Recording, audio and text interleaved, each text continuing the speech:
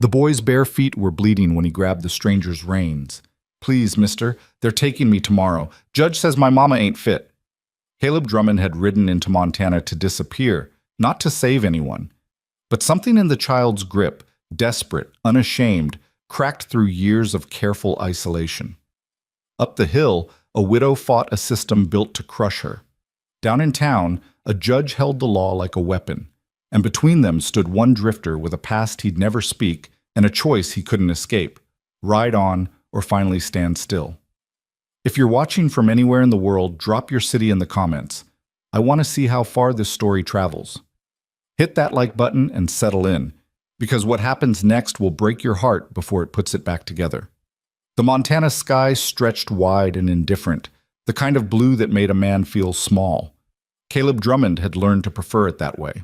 He'd been riding north for 3 weeks, following the spine of the Rockies where towns thinned out and questions grew scarce. His saddlebags carried jerky, coffee, a bedroll, and nothing that could tie him to a name anyone might remember. The horse beneath him, a steady roan mare he'd traded for in Wyoming, knew the rhythm of a man who didn't plan to stop. The river crossing appeared just after noon, a wide, shallow ford where the water ran clear over smooth stones. Caleb dismounted, let the mare drink, and filled his canteen. The sound of the current was the only conversation he'd had in days, and he preferred it that way. He was tightening the canteen strap when he heard the running footsteps. The boy came down the bank fast, stumbling over roots, arms pumping. He couldn't have been more than 8, skinny as a fence post, with a shock of dark hair and eyes that had seen too much. His feet were bare, cut, and dirty, and he didn't slow down until he reached Caleb's horse and grabbed the reins with both hands.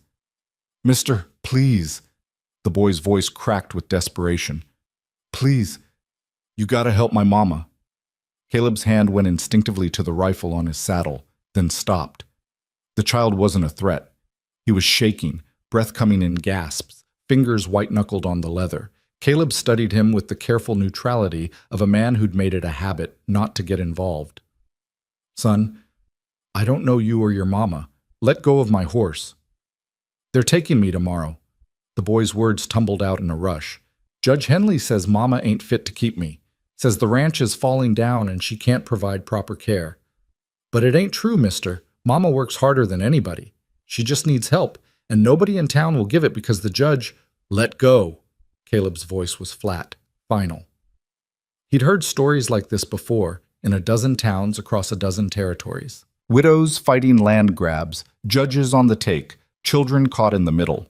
It always ended the same way, and getting in the middle of it only meant adding your own name to the list of casualties. The boy didn't let go. His eyes locked on Caleb's, and there was something in them, not just fear, but a fierce, stubborn refusal to quit, that made Caleb pause. "My name's Eli Carter. My mama's Mara Carter. Our ranch is 2 miles up that hill."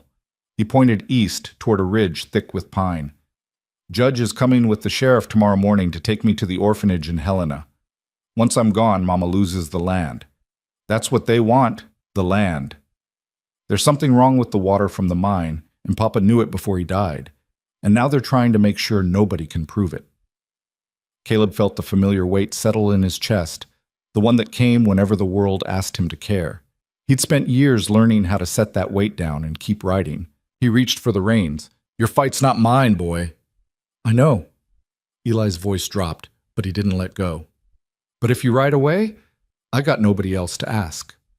The silence stretched between them, broken only by the river's murmur and the mare's soft breathing. Caleb looked at the boy's bleeding feet, at the threadbare shirt, at the desperation held in check by nothing but sheer will. He thought about the empty miles ahead, the anonymous campsites, the cold coffee, and colder nights. He thought about how easy it would be to pull the reins free and never look back. Then he thought about the kind of man who could do that and still call himself one. 2 miles, you said? Eli's face transformed, hope flooding in so fast it was almost painful to watch. "Yes, sir. Up the ridge road. You'll see the fence line. Needs mending, but it's there."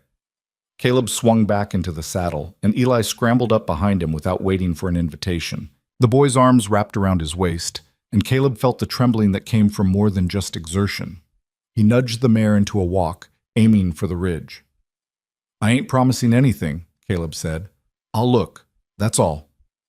That's more than anybody else done, Eli whispered. The Carter Ranch revealed itself in stages as they climbed. First the broken fence line Eli had mentioned, posts leaning at drunken angles and wire sagging. Then a hay meadow gone mostly to weeds, though someone had tried to cut what grew. Finally, the buildings themselves, a small cabin with a stone chimney, a barn that listed slightly to the north, and a chicken coop patched with mismatched lumber. It wasn't prosperity, but it wasn't complete ruin either. It was the kind of place that could go either way, depending on luck and strength and time. A woman stood in the cabin doorway, wiping her hands on her apron. She was younger than Caleb expected, mid-30s maybe, with dark blonde hair pulled back in a braid and a face that would have been pretty if exhaustion hadn't carved lines around her eyes and mouth. She wore a faded calico dress and boots that had been resoled more than once. When she saw Eli on the back of a stranger's horse, her whole body went rigid. Eli Matthew Carter, where have you been? Her voice carried the sharp edge of fear disguised as anger. I've been looking for you for 2 hours. She stopped as Caleb dismounted, her eyes taking in his worn trail clothes, the rifle, the careful way he moved. Who are you? Mama, he can help. Eli slid down and ran to her. I found him at the river. He's gonna… Eli, go inside. Mara's hand settled on her son's shoulder, protective and firm. But Mama… Inside. Now. The boy's face fell, but he obeyed, casting one last pleading look at Caleb before disappearing into the cabin. Mara waited until the door closed, then took 3 steps forward. She was small, barely came up to Caleb's shoulder, but she held herself like she'd fight if she had to. I don't know what my son told you, mister, but we don't need help from drifters. We're managing fine. Caleb could see the lie in the slump of her shoulders, in the way her hands twisted the apron, and the barely controlled tremor in her voice. He'd gotten good at reading people, at seeing past what they wanted to show. This woman was holding on by her fingernails, and she knew it. Name's Caleb Drummond. Your boy said there's trouble with a judge and a custody hearing. Her jaw tightened. That's our business. Said something about water in a mine. I said it's our business. The words came out harder now, defensive. I appreciate Eli's initiative, but we don't need charity. If you're looking for work, try the lumber camp south of town. Caleb studied her for a long moment. He recognized the pride, the fierce independence that came from being pushed too far and refusing to break.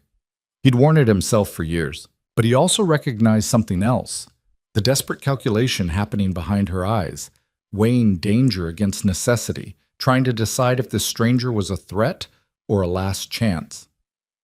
I'm not looking for work, he said quietly, but your fence line's down, your barn needs shoring, and that hay meadow could produce double what it's giving if it was properly tended. I'll work for a week, meals and a place to sleep in the barn, no pay. After the week, I ride on.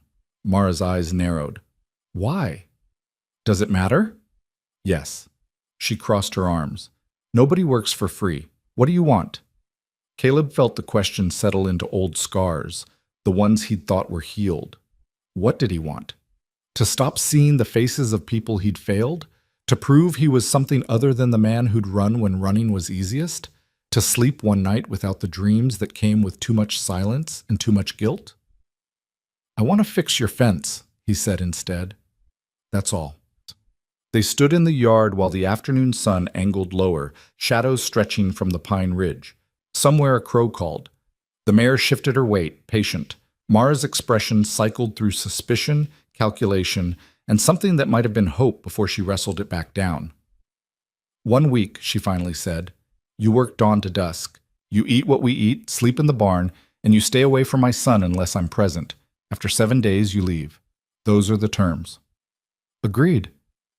And Mr. Drummond? She waited until he met her eyes. If you're running from something and you bring trouble to my door, I've got my husband's rifle inside and I know how to use it. Yes, ma'am. She held his gaze a moment longer, then nodded curtly and turned toward the cabin.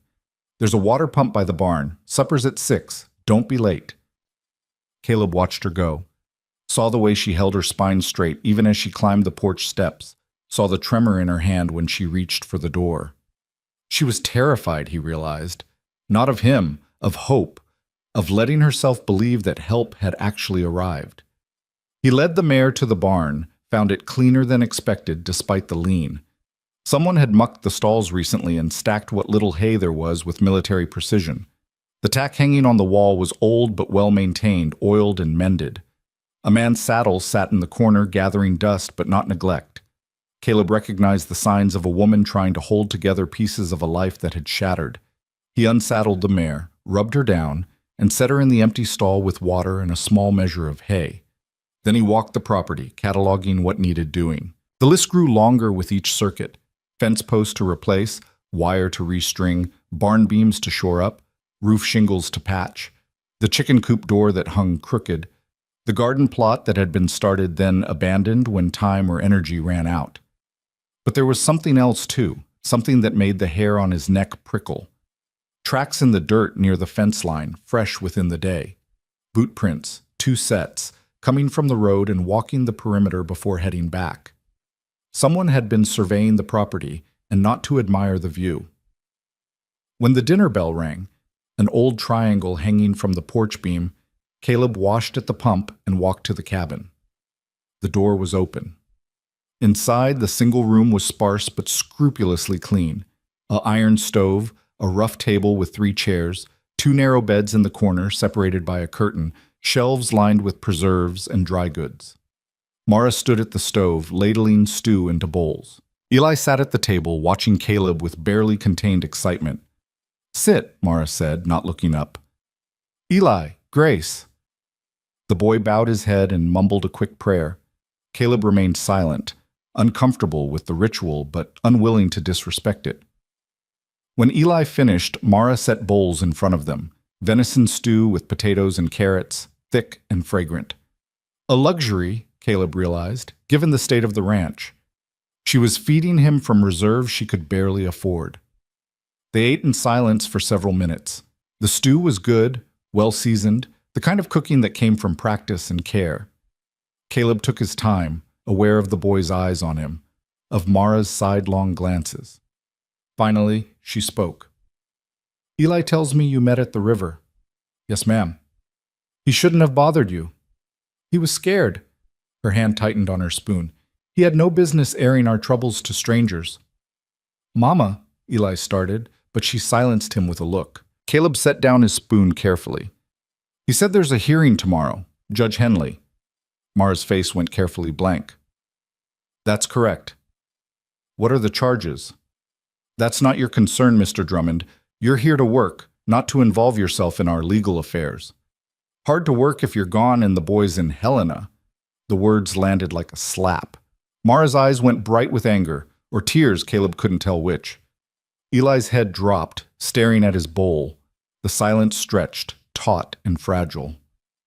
"My husband died 18 months ago," Mara said finally, her voice controlled to the point of breaking. "Lung fever," the doctor said. "But Thomas was strong. He worked the mine before we bought this place, and something there made him sick. Made a lot of men sick. He kept a journal, documented everything, the coughing, the bloody sputum, the way the water from the mine runoff tasted wrong. He was going to take it to the territorial authorities." "What happened?" "He died 3 days before he could mail the letters." Her jaw worked. "The journal disappeared. Our livestock started getting sick. The well water turned cloudy. When I went to town to complain, I was told we were too close to the mine drainage and should have known better than to build here. But we didn't build here. We bought this ranch from the Hendersons 5 years ago, and the water was clean then." Caleb listened, assembling pieces. "Judge Henley?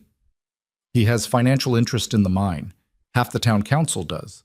When I pushed for an investigation, they pushed back, said I was hysterical with grief. Then 2 months ago, they filed a petition with the territorial court claiming I'm unfit, that the ranch is failing, that I can't provide for Eli, that he'd be better off in institutional care." Her voice cracked on the last words.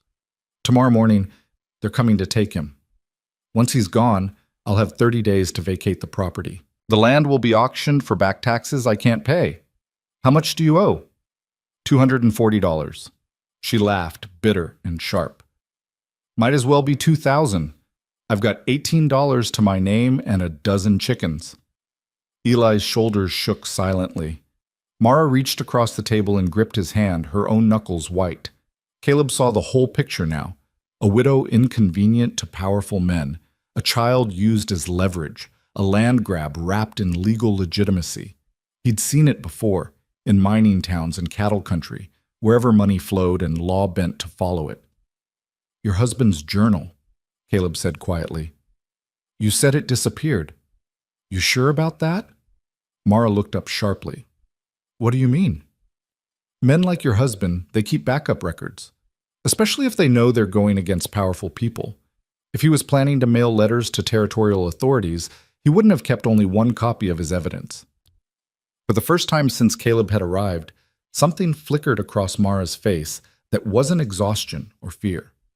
It was calculation, the look of someone who'd been too beaten down to see possibilities but was just desperate enough to start looking again. "Thomas had a hiding place," she said slowly. "In the barn, under the floorboards in the tack room. I checked it after he died, but it was empty. I thought they'd found it." "Did anyone know about it besides you?" "No. He showed me once, said it was in case anything happened." Her eyes widened slightly. "You think there might be something there, after all this time?" "Only one way to find out." They finished the meal quickly, the air charged with fragile possibility. When Mara rose to clear the plates, Caleb stopped her. "I'll help. Faster that way." She hesitated, then nodded. They worked in synchronized silence, Caleb washing while she dried, Eli watching from the table like he was witnessing something miraculous. When the last plate was stacked, Mara lit a lantern. "Show me," she said. They crossed the darkening yard to the barn, Eli trailing behind. Inside, Mara led them to the tack room and pointed to a corner. "There. 3 boards in, 2 boards wide." Caleb knelt and examined the floor. The boards looked identical to all the others, tongue and groove pine worn smooth by years of use. But when he pressed on them, there was the slightest give. He pulled his knife from his boot and worked the blade into the seam, prying gently. The boards lifted, revealing a shallow space beneath. Empty. Mara's face fell. "I told you, they found it." But Caleb was studying the space with a tracker's eye. The dust pattern was wrong, disturbed recently but not 18 months ago. And there, in the back corner, a scrap of oilcloth caught on a nail. "Hand me the lantern." Mara passed it down. Caleb lay flat and reached deep into the space, fingers searching. His hand closed on something hard and rectangular, wrapped in canvas and wedged against a support beam. He pulled it free and sat back, brushing off dust and cobwebs. A journal, wrapped in oilcloth and canvas, the leather cover stained but intact. Mara's breath caught. "Thomas's handwriting." Caleb handed it to her, and she opened it with trembling fingers. Page after page of careful notation, dates, symptoms, names of other miners who'd gotten sick, sketches of the mine's drainage system. Chemical observations Thomas Carter clearly didn't have the training to interpret, but had documented anyway with meticulous care. And tucked in the back, a folded map marked with X's and a note in pencil. Water samples buried north fence line, 3 feet down, marked with stones. Evidence they can't deny. "He hid samples," Mara whispered. "He actually buried water samples." Eli pressed against his mother's side, reading over her shoulder. "Does that mean we can prove Papa was right?" "If the samples are still there," Caleb said, "and if they haven't degraded." Mara looked up at him, and for the first time her eyes held something other than barely controlled desperation. They held fire. "Tomorrow morning, first thing, we dig." "Tomorrow morning the judge arrives," Caleb reminded her. "What time's the hearing?" 9 o'clock. At the courthouse in town." "How far?" 8 miles. Caleb calculated distances in daylight. "We dig at dawn. If we find the samples, we take them straight to the hearing, present them as new evidence. Judge Henley will never allow it. He'll say they're inadmissible, that the chain of custody is broken, that doesn't matter what he allows." Caleb's voice was flat, certain. "Matters what people see. You walk into that courthouse with physical evidence your husband died collecting. You speak loud enough that everyone hears it. You make them see you. That changes things. Law's not just what happens in the courtroom, it's what happens in the street after." Mara studied him for a long moment, this stranger who'd ridden in that afternoon and was now mapping her resistance like a military campaign. "You've done this before. Fought this kind of fight." Wasn't a question. Caleb didn't answer it. Instead, he stood and dusted off his pants. "Get some sleep, Mrs. Carter. We start digging at first light." Caleb didn't sleep that night. He lay in the barn loft, listening to the mice scuttle in the hay, watching moonlight paint silver squares on the floor. The journal lay beside him. Mara had let him borrow it to read through, said she trusted him with it, which felt like the kind of trust he hadn't earned but couldn't refuse. He read Thomas Carter's words by lantern light, saw the progression from concern to certainty to desperation. A good man, Caleb thought, the kind who'd seen wrong and couldn't let it stand, even when letting it stand would have been easier, even when standing up would cost him everything. Around 2 a.m, Caleb heard soft footsteps outside the barn. He went to the loft door, rifle in hand, and saw Mara walking the fence line with her own lantern, her nightgown ghostly in the dark. She stopped at what must have been the north corner, set down the lantern, and stood there for a long time, arms wrapped around herself. Caleb understood. She was saying goodbye to the version of this fight where she stood alone, letting herself believe, just for a moment, that maybe she didn't have to. He didn't call out. Some prayers were meant to be private. When dawn broke gray and cold, he was already in the yard with a shovel. Mara emerged from the cabin fully dressed, her hair in a tight braid, her face set with determination. Eli followed, carrying a second shovel nearly as tall as he was. "North fence line," Mara said. "According to the map, it should be 30 paces from the corner post, marked with a cairn of white stones." They walked in silence, breath misting in the chill air. The fence line ran along the edge of the property where it bordered unclaimed territory, a mix of scrub pine and rocky soil. At 28 paces, they found it. 3 white stones stacked in a small pyramid, half hidden by wild grass. Caleb marked a spot 3 feet square and started digging. The ground was hard, laced with roots, and progress came slowly. Mara spelled him after 15 minutes, attacking the dirt with a ferocity that spoke of 18 months of helplessness finding sudden outlet. Eli raked the dirt aside, his small hands steady. They'd gone down 2 feet when Caleb's shovel hit something that rang hollow. He dropped to his knees and scraped away dirt with his hands, revealing the top of a wooden box well sealed with tar. Together, they pried it from the earth. Inside, wrapped in more oilcloth, 6 glass jars sealed with wax, filled with water samples. Each jar bore a label in Thomas Carter's careful hand. Date, location, source. Mine runoff, creek downstream from mine. Well water from 3 different properties, including the Carter Ranch. Mara lifted one of the jars to the light. The water was cloudy, with a faint greenish tinge and sediment at the bottom. Even sealed and buried for over a year, it looked wrong. Looked poisoned. "We've got it," she breathed. "We actually have it." Eli whooped, a child's pure joy cutting through the morning quiet. Mara pulled him into a fierce hug, then looked at Caleb with eyes that shone wet in the sunrise. "I don't know who you are, Mr. Drummond. I don't know why you stopped at that river or why you're helping us. But thank you. Whatever happens today, thank you." Caleb nodded, uncomfortable with gratitude, and busied himself rewrapping the samples. "We need to move. It's a 2-hour ride to town, and you want time to clean up before the hearing." They buried the wooden box again, left the cairn as it was, and hurried back to the cabin. Mara changed into her one good dress, dark blue calico with a white collar, and pinned up her hair with shaking hands. Eli scrubbed his face until it shone and put on a shirt that was too small but clean. Caleb saddled the mare and hitched Mara's horse, an older gelding named Samson, to the small wagon.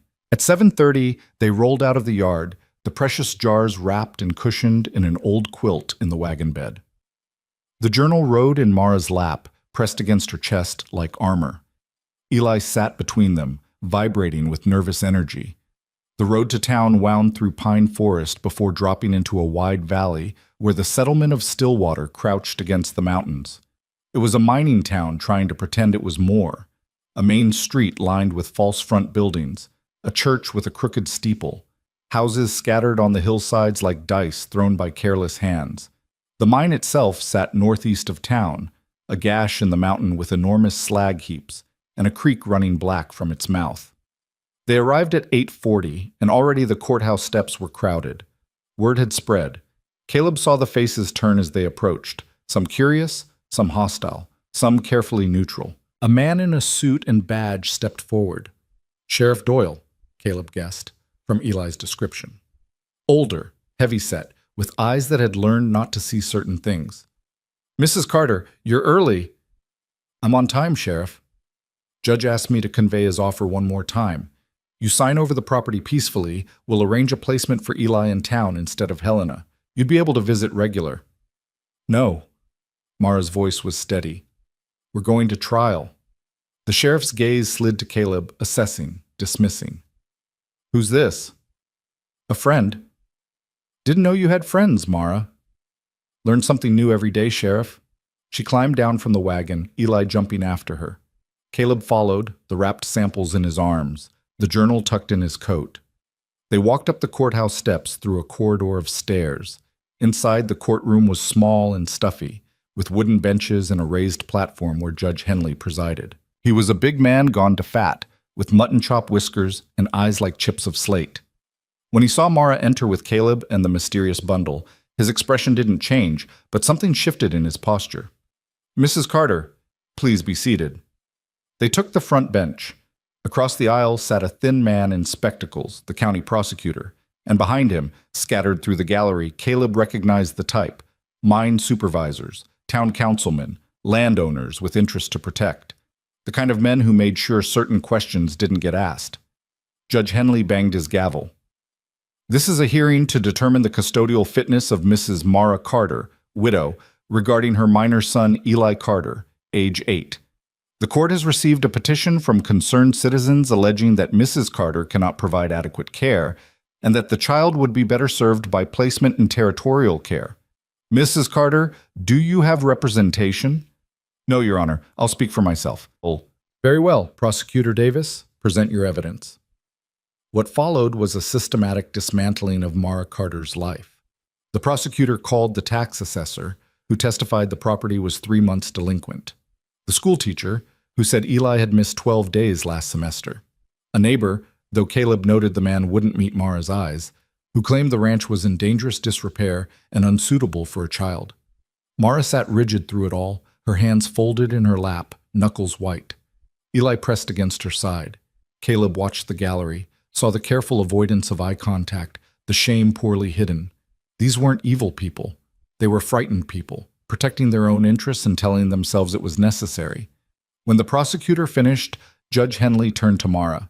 "Mrs. Carter, do you wish to respond?" She stood, and Caleb saw her gathering herself, pulling up every ounce of strength she had left.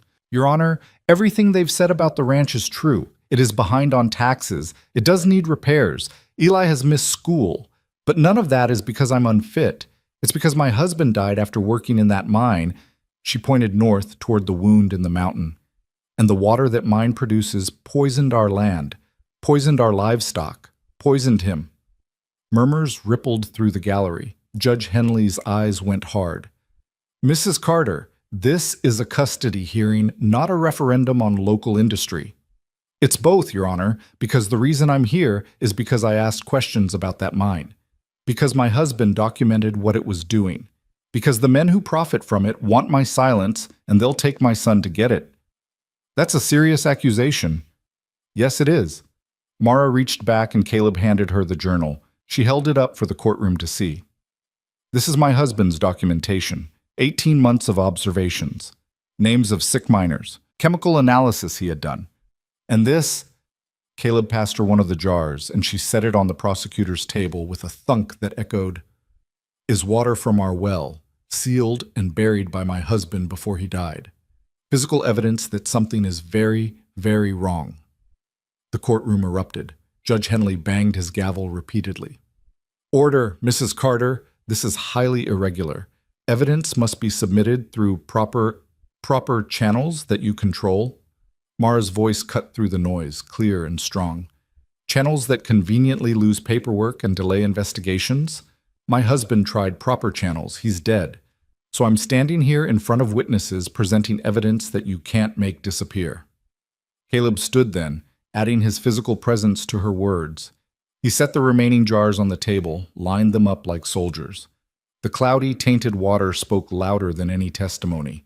Judge Henley's face had gone red. "Sheriff, remove this man." But Sheriff Doyle didn't move. He was staring at the jars, and something in his expression had shifted. "Your Honor, maybe we should look at—" "Sheriff, I gave you an order. Tom Carter was a good man." The voice came from the back of the gallery. An old man stood, weathered and bent, wearing the scars of decades in the mines.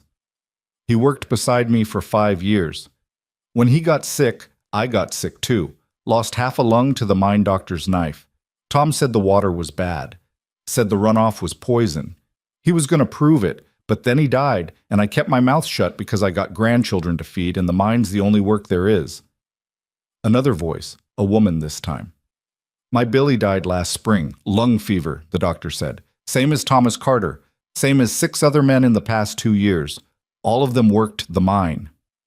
The courtroom was unraveling, becoming something Judge Henley couldn't control. More voices rose, sharing stories of sickness and death, of questions answered with threats, of a community that had swallowed its doubts because the alternative was starving. Caleb watched it happen, saw the moment when fear turned to anger, when silence broke into speech. This was what Thomas Carter had died for. Not justice from a courthouse, but truth spoken in the light. Judge Henley slammed his gavel down. "This hearing is adjourned. Everyone out. Now." But no one moved. "The mine kills people," Mara said quietly into the echoing silence. "You all know it. You've known it for years. And you've let it keep killing because it was easier than fighting. Well, I'm done being easy. I'm done being quiet.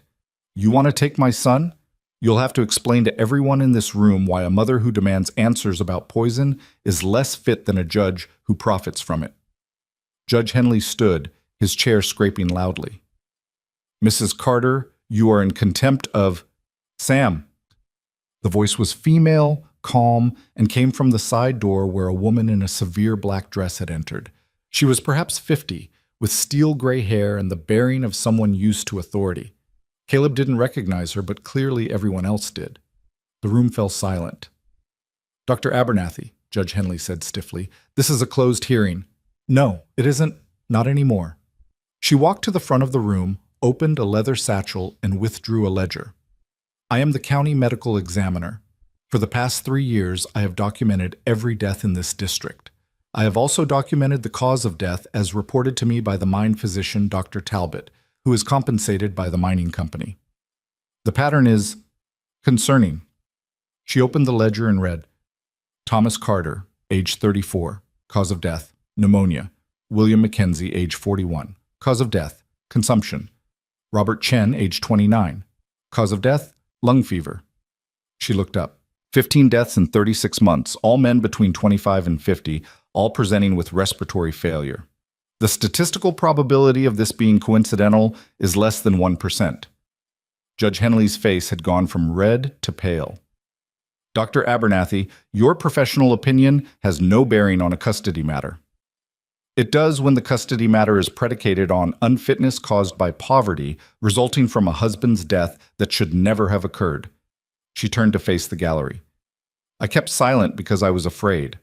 Afraid of losing my position, my home, my standing. But I am also a physician, and I took an oath. These men deserve better. This woman deserves better. And I will not be party to silencing her for having the courage I lacked." Caleb felt the shift in the room, the way power transferred from the bench to the people. Judge Henley felt it too. He gathered his papers with shaking hands. "This hearing is continued pending review of new evidence. Mrs. Carter retains custody of her son until such time as—" "No." Mara's voice was quiet but absolute. "Dismiss it. Dismiss it now in front of witnesses, or I take this journal and these samples directly to the territorial marshal in Helena, along with Dr. Abernathy's testimony, and we'll see what a federal investigation turns up about the finances of local judges." It was checkmate, and they all knew it. Judge Henley stared at Mara Carter, this woman he'd tried to crush, and saw someone who'd learned to fight in the only way that mattered, by refusing to disappear quietly. "Petition dismissed," he said through clenched teeth. "Case closed. Sheriff, clear the courtroom." But before anyone could move, the old miner spoke again. "What about the mine? What about the men still working there?" Dr. Abernathy answered, "I'll be filing a report with territorial health authorities today. A full investigation will be required." "And in the meantime," someone else called, "we supposed to keep drinking poison water and dying slow?" The questions came faster, voices overlapping, anger breaking through years of careful suppression. Judge Henley fled the bench, disappearing through his chamber's door. The sheriff stood helpless as the courtroom transformed into a town meeting, people demanding answers, sharing stories, finding solidarity in shared grief. Caleb touched Mara's shoulder. "We should go." She nodded, gathering Eli close. They slipped out through the side door while the courthouse roiled with raised voices. Outside, the morning sun had burned off the chill, and the street was filling with people who'd heard the commotion and come running. They made it to the wagon before someone called Mara's name. She turned to find 3 women approaching. The schoolteacher who'd testified against her, another woman Caleb didn't recognize, and a younger girl carrying a baby. "Mrs. Carter," the schoolteacher said, and her voice was thick with shame. What I said in there, they told me I had to, said the school would lose funding if I didn't cooperate, and I thought it wouldn't matter, that you'd just sign the papers and leave quiet." "Well," Mara said evenly, "I didn't." "No, you didn't." The woman's eyes glistened. "My husband works the mine. He's been coughing blood for 3 months, and the mine doctor keeps saying it's nothing, but it's not nothing, is it?" "No," Mara said softly. "It's not nothing." The younger woman with the baby stepped forward. "My sister's boy died last year. They said he drank bad water, that it was our fault for not boiling it proper. But we always boiled it, always. And he died anyway, and they made us feel like it was our failing, like we weren't fit mothers." Mara's expression cracked, just for a moment, showing the raw grief beneath. "I'm sorry. I'm so sorry." "Don't be sorry." The schoolteacher reached out and gripped Mara's hand. "Be angry, stay angry, and keep fighting, because you just showed us it's possible." They rode back to the ranch in silence, the enormity of what had happened settling over them like snow. Eli dozed against his mother's shoulder, exhausted by fear and relief. Caleb drove the wagon, giving Mara space to process. It wasn't until they were back in the yard, unhitching Samson, that she finally spoke. "They'll come for me another way. Judge Henley, the mine owners, they won't just let this go." "No," Caleb agreed. "They won't." "So what do I do?" He looked at her, this woman who'd stood in a courtroom and refused to be erased, and told her the truth. "You keep standing, every day, until they realize it's easier to let you stand than to keep pushing you down. And if they don't realize that, then you fight, and you make sure you're not fighting alone." Mara studied him, and he saw her calculating again, reassessing. "You've done this before, fought powerful people, lost people you cared about to them." It wasn't a question. Caleb didn't confirm or deny. He just finished with the harness and started toward the barn. "Mr. Drummond," her voice stopped him. "I know you said 1 week, but if you're willing to stay longer, I could use the help, not just with the ranch, with what comes next." Caleb felt the familiar weight, the pull of other people's fights becoming his own. He'd spent years running from that weight, telling himself he was better alone. But standing in this yard, looking at this woman who'd just ripped hope from the jaws of despair, he couldn't remember why being alone had seemed so important. "I'll stay," he said quietly. "As long as you need." Relief flooded her face, followed immediately by suspicion. "Why? Does it matter?" "I asked you that before. You never answered." Caleb thought about the men he'd failed, the fights he'd walked away from, the slow accumulation of regret that had driven him into the mountains. He thought about the boy with bleeding feet who'd grabbed his reins and asked for help. He thought about how easy it would have been to ride away and how small that easiness made him feel. "Maybe I'm tired of running," he said. Mara nodded slowly. "Then welcome to standing still, Mr. Drummond. It's harder, but the view's better." Eli burst from the cabin, chores forgotten in his excitement. "Mama, can I show Mr. Caleb the creek? The good part where the trout hide?" Mara smiled, a real smile that took years off her face. "After you bring in firewood and feed the chickens." "Yes, ma'am." He raced off, all boy energy and joy. They stood together in the afternoon light, watching him run, and Caleb felt something shift in his chest, a locked door opening on a room he'd thought sealed forever. This ranch, these people, this fight, maybe it wasn't his, but maybe it could be. "One day at a time," Mara said softly, as if reading his thoughts.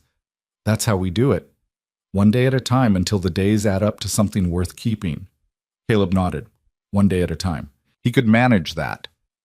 For the first time in years, one day at a time felt like enough. The first sign of trouble came 3 nights later when Caleb woke to the smell of smoke. He was out of the barn loft before his eyes were fully open, rifle in hand, boots half-laced. The yard was silver with moonlight, and at first he saw nothing.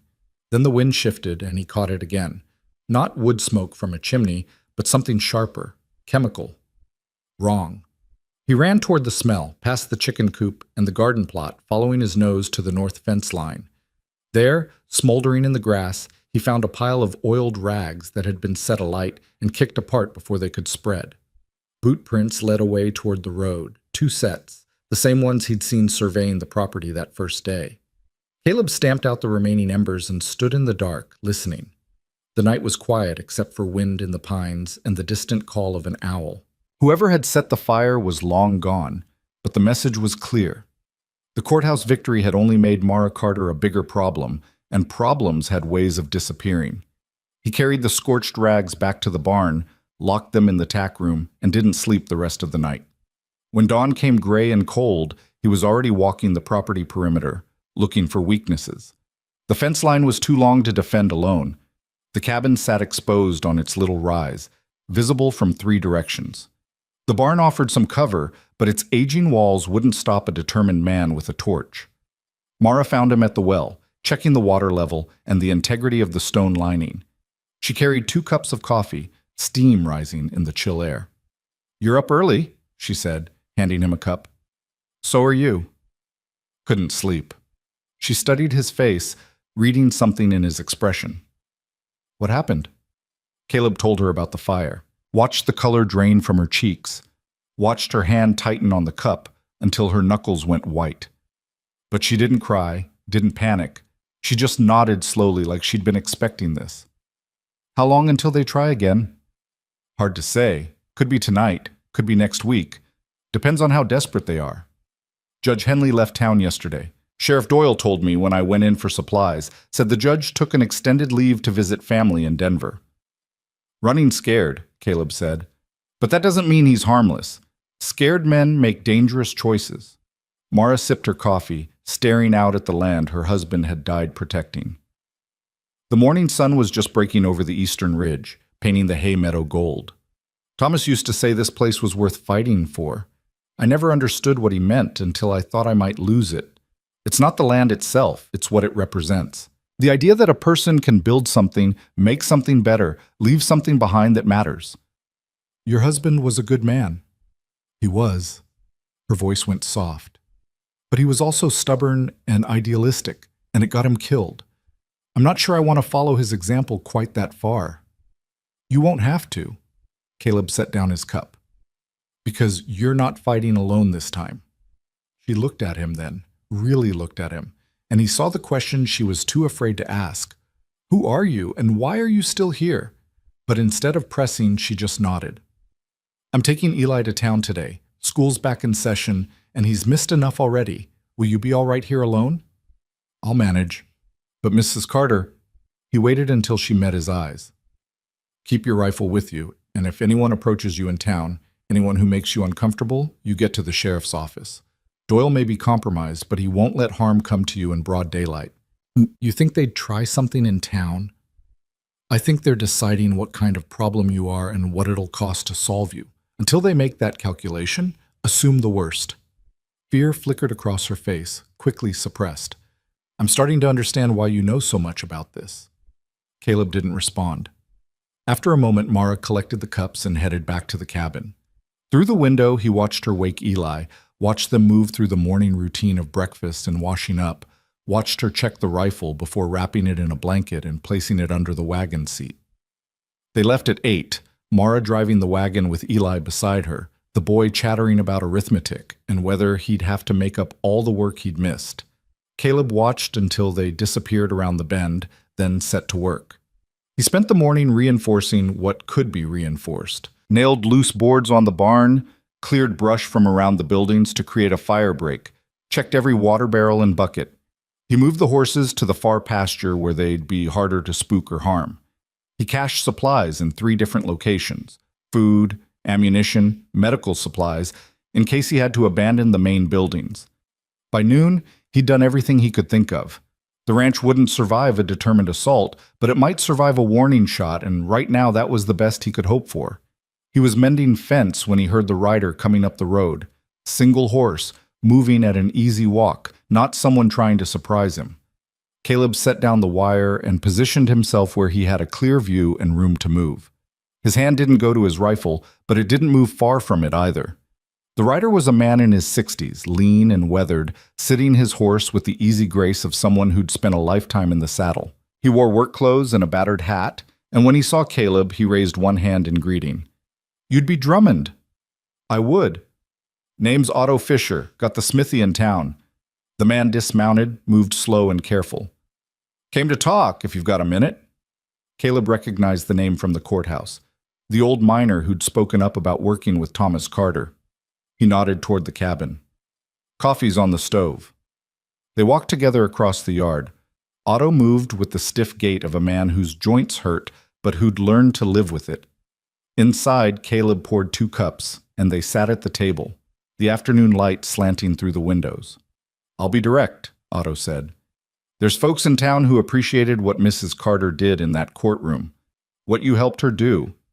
We've been swallowing our doubts for too long, and seeing her stand up like that, it reminded us what spine looks like." "That's good to hear."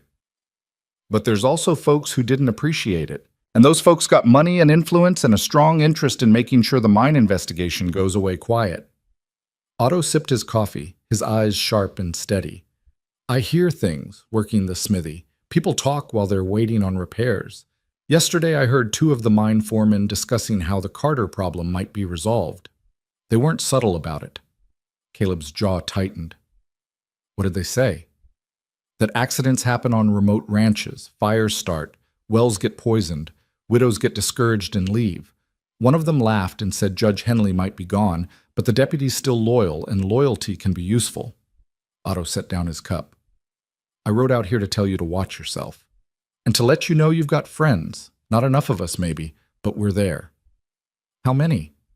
"Hard to say. A dozen who'd speak up public, maybe twice that who'd help quiet.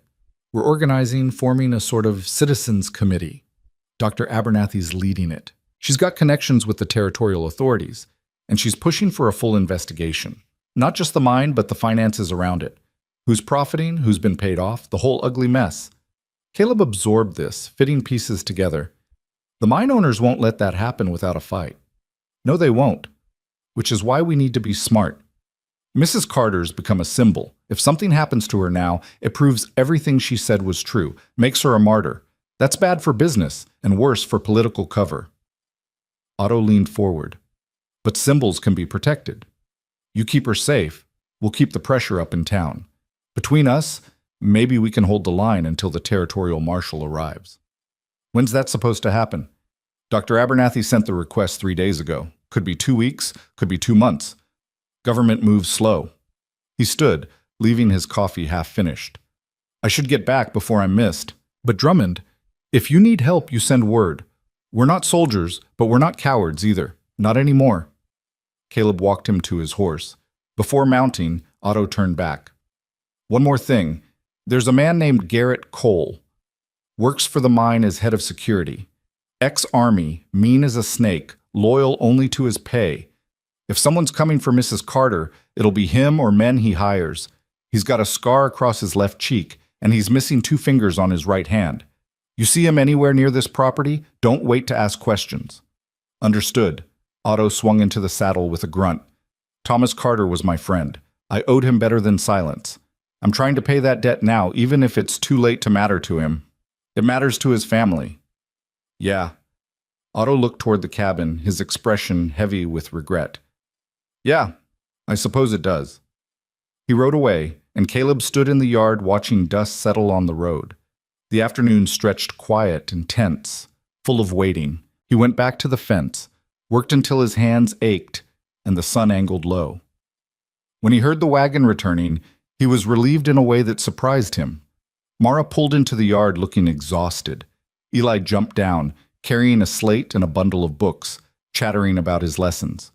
Mara climbed down slower, and Caleb saw the tension in her shoulders, the way her eyes scanned the property before she fully relaxed. "Any trouble?" he asked quietly. "Not exactly, but people stared. Some looked angry, some looked scared.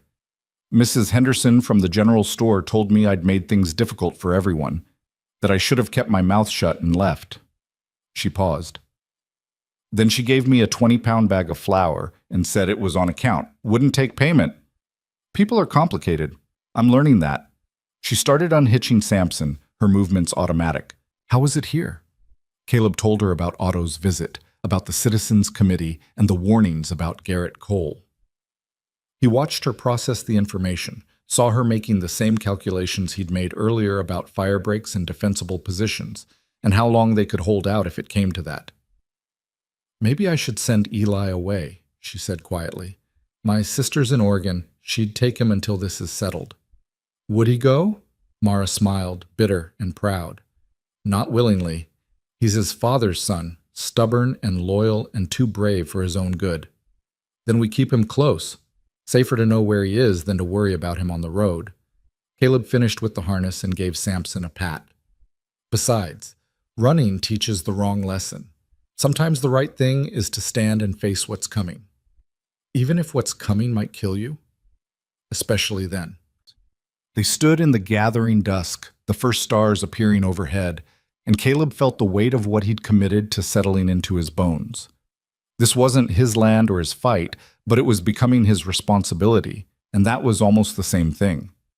Over supper, venison stew again, stretched with more potatoes and less meat, Eli told them about school. How the teacher had made him stand and tell the class about the courthouse.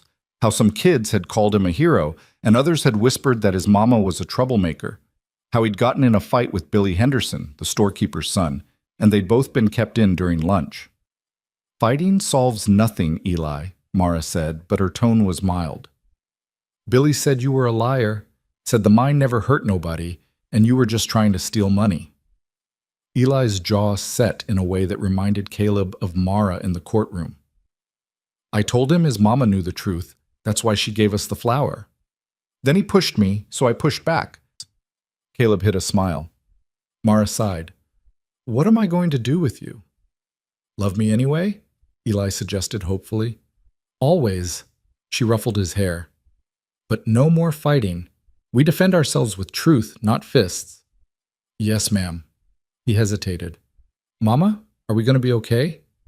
The question hung in the air, heavy with all the things a child knew but couldn't articulate. Mara reached across the table and took her son's hand. "Yes, we're going to be okay.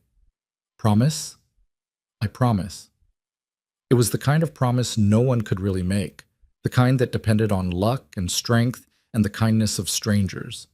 But Eli needed to hear it, so Mara said it with conviction, and Caleb saw the boy relax, choosing to believe because the alternative was too frightening. After Eli was asleep, Mara and Caleb sat on the porch in the dark. The night was cool, full of cricket song and the smell of pine. Mara wrapped a shawl around her shoulders and stared out at the land she'd fought to keep. "I lied to him," she said quietly. "I don't know if we'll be okay. I don't know if promises mean anything when powerful men want you gone." "They mean something to the person hearing them," Caleb said. "Sometimes that's enough." "You really believe that?" "I have to." She looked at him sideways, and in the moonlight her face was pale and thoughtful. "You've lost people. I can see it in the way you move, the way you watch the shadows." "Who were they?" Caleb was quiet for a long time. He'd spent years not answering that question, not even asking it of himself. But sitting here in the dark with this woman who'd trusted him with her son's safety, silence felt like cowardice. "I had a family," he said finally. "Wife, daughter. We homesteaded in Kansas back before the war. I was young and stupid and thought hard work was enough to make things right. He paused, the words like gravel in his throat. But the land was claimed by a cattle outfit that had friends in the territorial government. They wanted us gone. Made that clear in a dozen ways: cut fences, poisoned wells, threats.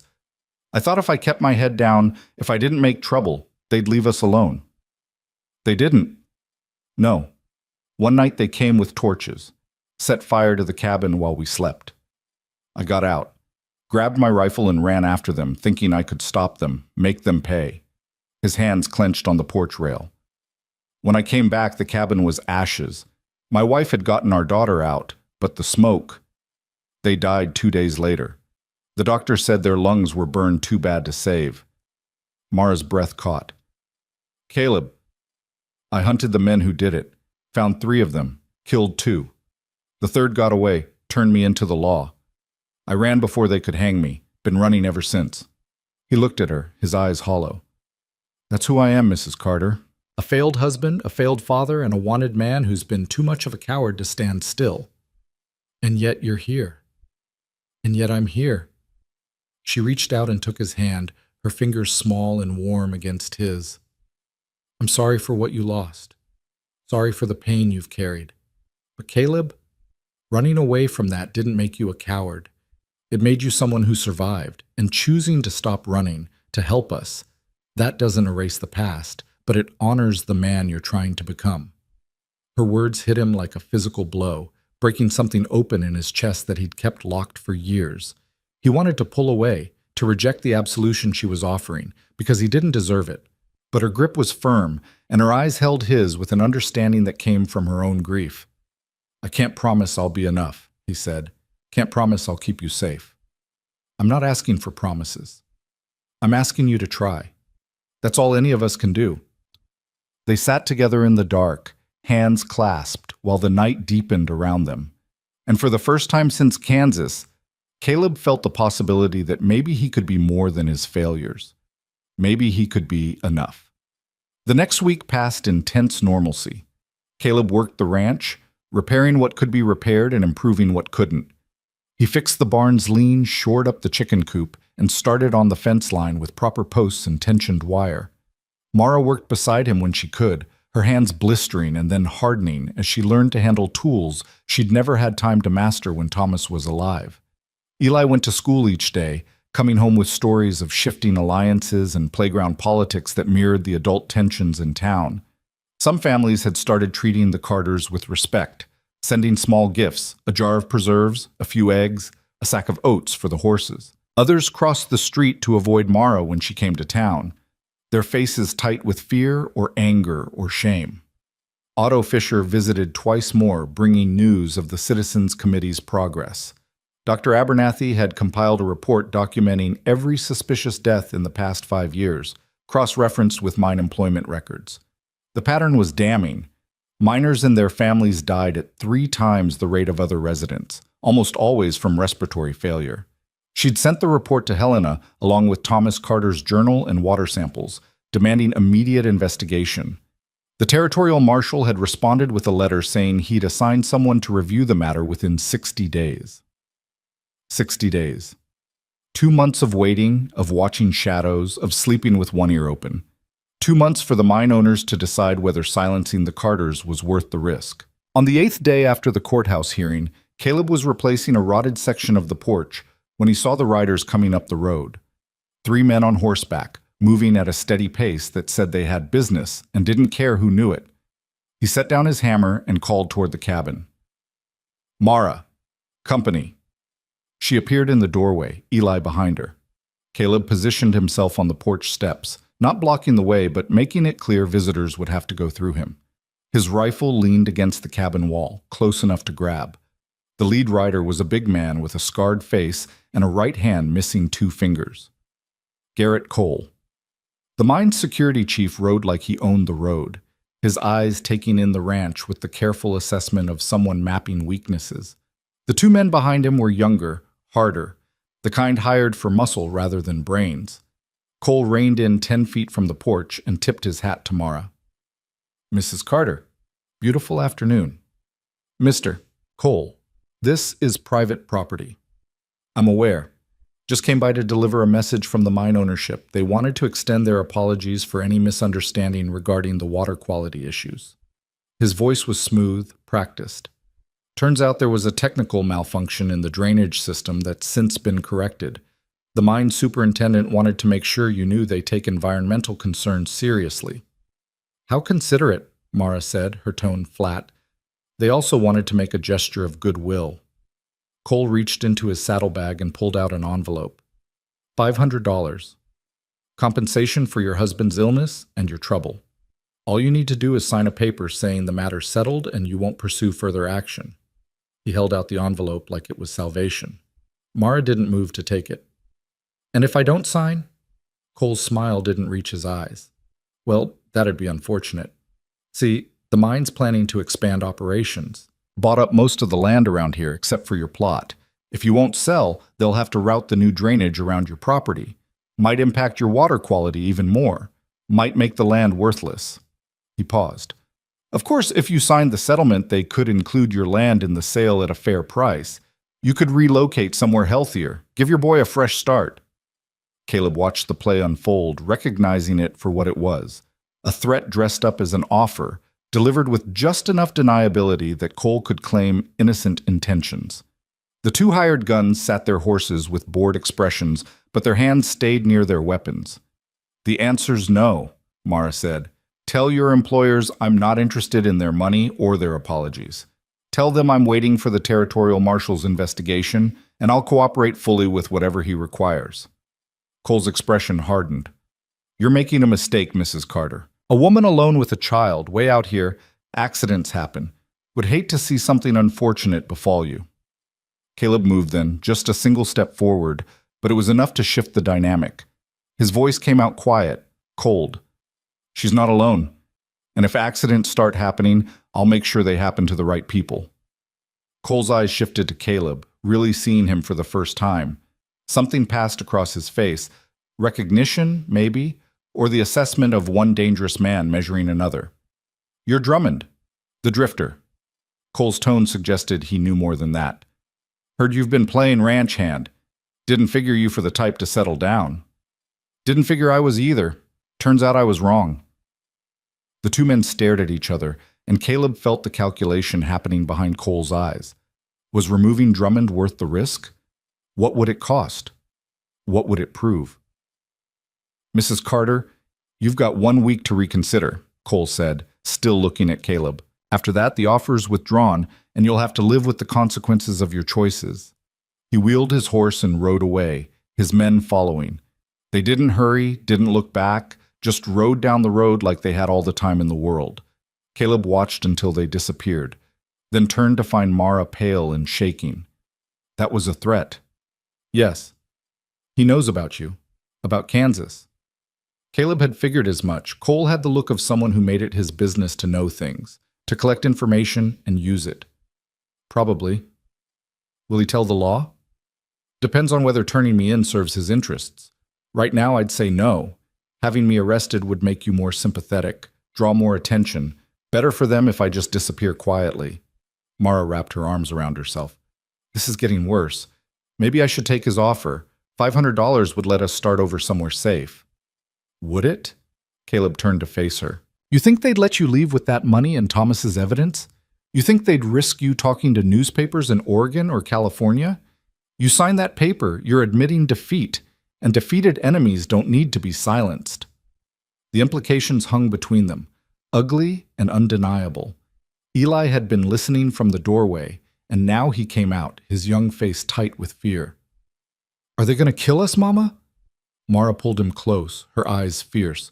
No, they're not, because we're not going to give them reason to. We're going to be smart and careful, and we're going to outlast them. How? By doing exactly what we've been doing, living our lives, working the ranch, waiting for the marshal, showing everyone in town that we're not afraid. She looked at Caleb. Right? He wanted to tell her it was more complicated than that survival often came down to luck as much as courage. But Eli was watching him with eyes that needed hope, and Mara was holding herself together through sheer will, and sometimes the truth mattered less than what people needed to believe. Right, he said. We keep going. But we stay alert and we don't take chances. That night, Caleb didn't sleep in the barn. He made a bedroll on the cabin floor, positioned where he could see both the door and the window. Mara didn't argue, just brought him a pillow and a quilt and said thank you. Eli fell asleep quickly, the resilience of childhood letting him find peace despite the day's fears. Mara sat up later, mending clothes by lamplight, her hands moving with mechanical precision. Around midnight, she finally spoke. I'm scared. I know. Not just for me, for Eli, for you, for all the people in town who stuck their necks out because I couldn't keep my mouth shut. You did the right thing. Did I? She set down her sewing. Thomas died doing the right thing. If I get killed, if Eli gets hurt, will it still be right? Or will it just be stupid and stubborn and pointless? Caleb sat up, the quilt falling away. Listen to me. Your husband documented crimes that were killing people. You exposed those crimes when everyone else was too scared. That's not pointless. That's the only thing that gives those deaths meaning. But if we die too soon, we won't. He said it with a certainty he didn't feel. Because we're ready for them now. Because we've got allies. Because sometimes the people who stand up are the ones who survive, precisely because they refuse to lie down. Mara wiped her eyes, nodded, and went back to her sewing. But Caleb saw her hands shaking, saw the tears she wouldn't let fall, and he understood that courage wasn't the absence of fear. It was being terrified and continuing anyway. The week crawled past. Caleb split his time between ranch work and defensive preparations. He taught Eli how to recognize the sound of riders approaching, how to run to the root cellar and bar the door from inside if trouble came. He showed Mara how to load and fire the rifle quickly, how to aim for center mass rather than trying for headshots. They practiced until her hands stopped shaking when she pulled the trigger. Otto Fisher came by twice more, always careful to arrive in daylight and leave before dusk. He brought news that the Citizens Committee had grown to 23 members, that Dr. Abernathy had received acknowledgement from Helena that an investigator would arrive within the month, that the mine had started laying off workers and blaming the Carter lawsuit for their financial troubles. They're trying to turn the town against you, Otto said on his second visit, saying you're destroying livelihoods, that the mine's shutting down because of your troublemaking. Is it working? Mara asked. With some folks, yes, but others remember their dead husbands and sons. Others see their own sickness getting worse. The mine's been bleeding this town dry for years. You just made people notice the blood. He paused. There's talk of a town meeting next week. The mine owners are demanding a chance to present their side. Dr. Abernathy thinks we should attend, make our case public again. That's a risk, Caleb said. Could be a trap. Could be.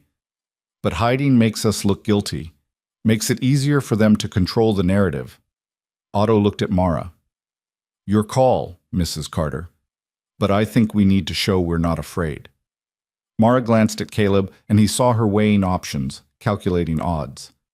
Finally, she nodded. We'll go. But we go together, and we leave before dark. Fair enough.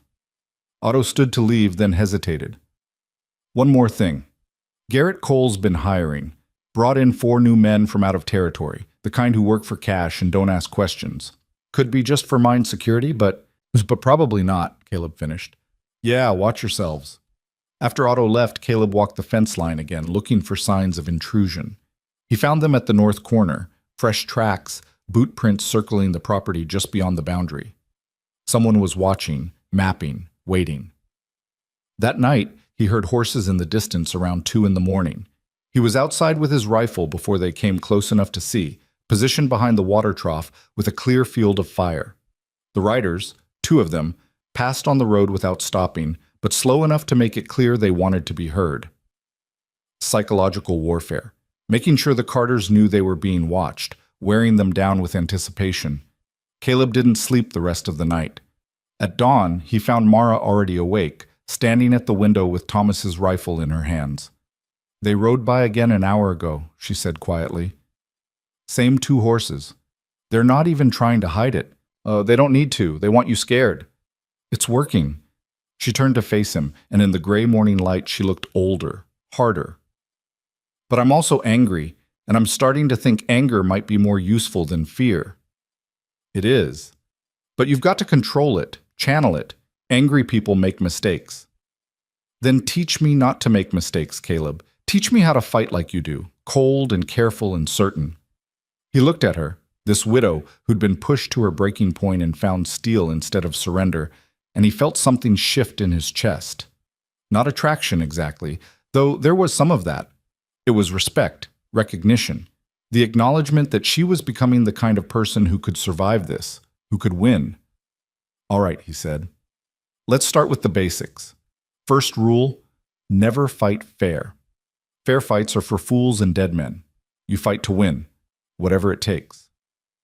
They spent the morning running drills. How to move through the cabin if someone broke in. How to create choke points and kill zones. How to use the environment, furniture, walls, darkness, as weapons. Eli watched from the loft, absorbing lessons no 8-year-old should need.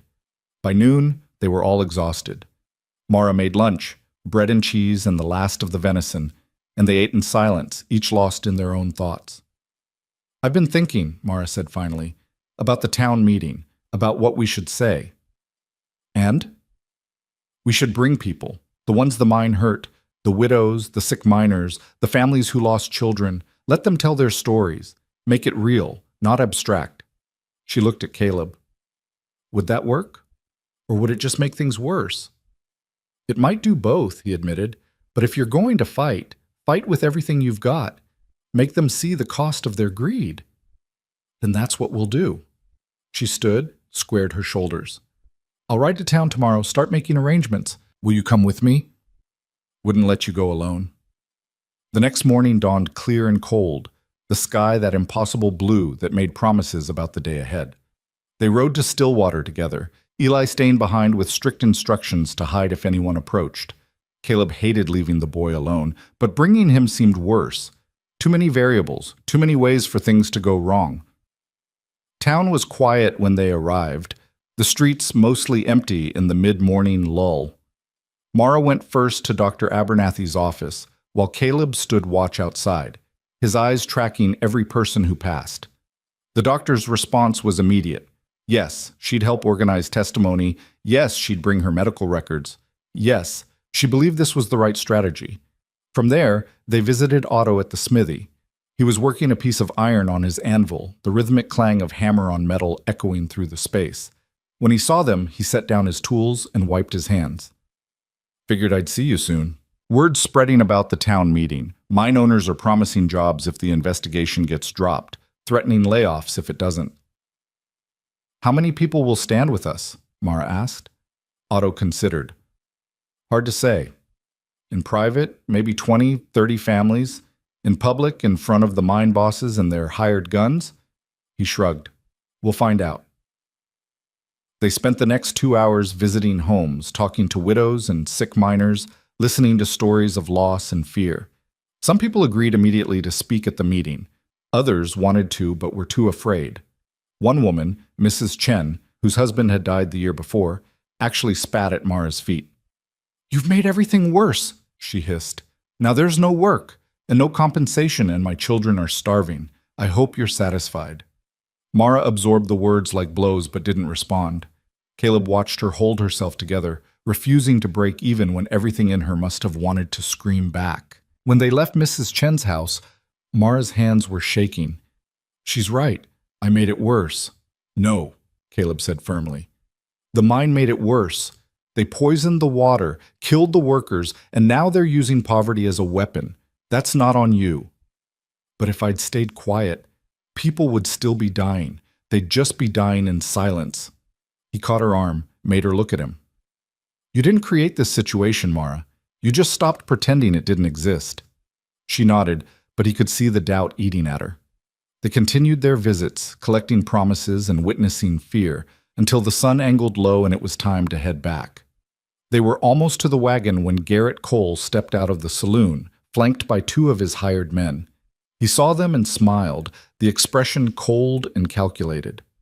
Mrs. Carter, Mr. Drummond, productive day. That's our business, Mara said. I'm making it mine. Cole walked closer, and Caleb's hand moved to his rifle. See, I've been doing some checking on your friend here. Turns out Caleb Drummond's a wanted man. Killed 2 people in Kansas back in '71. There's a warrant and a $500 reward. Mara went pale.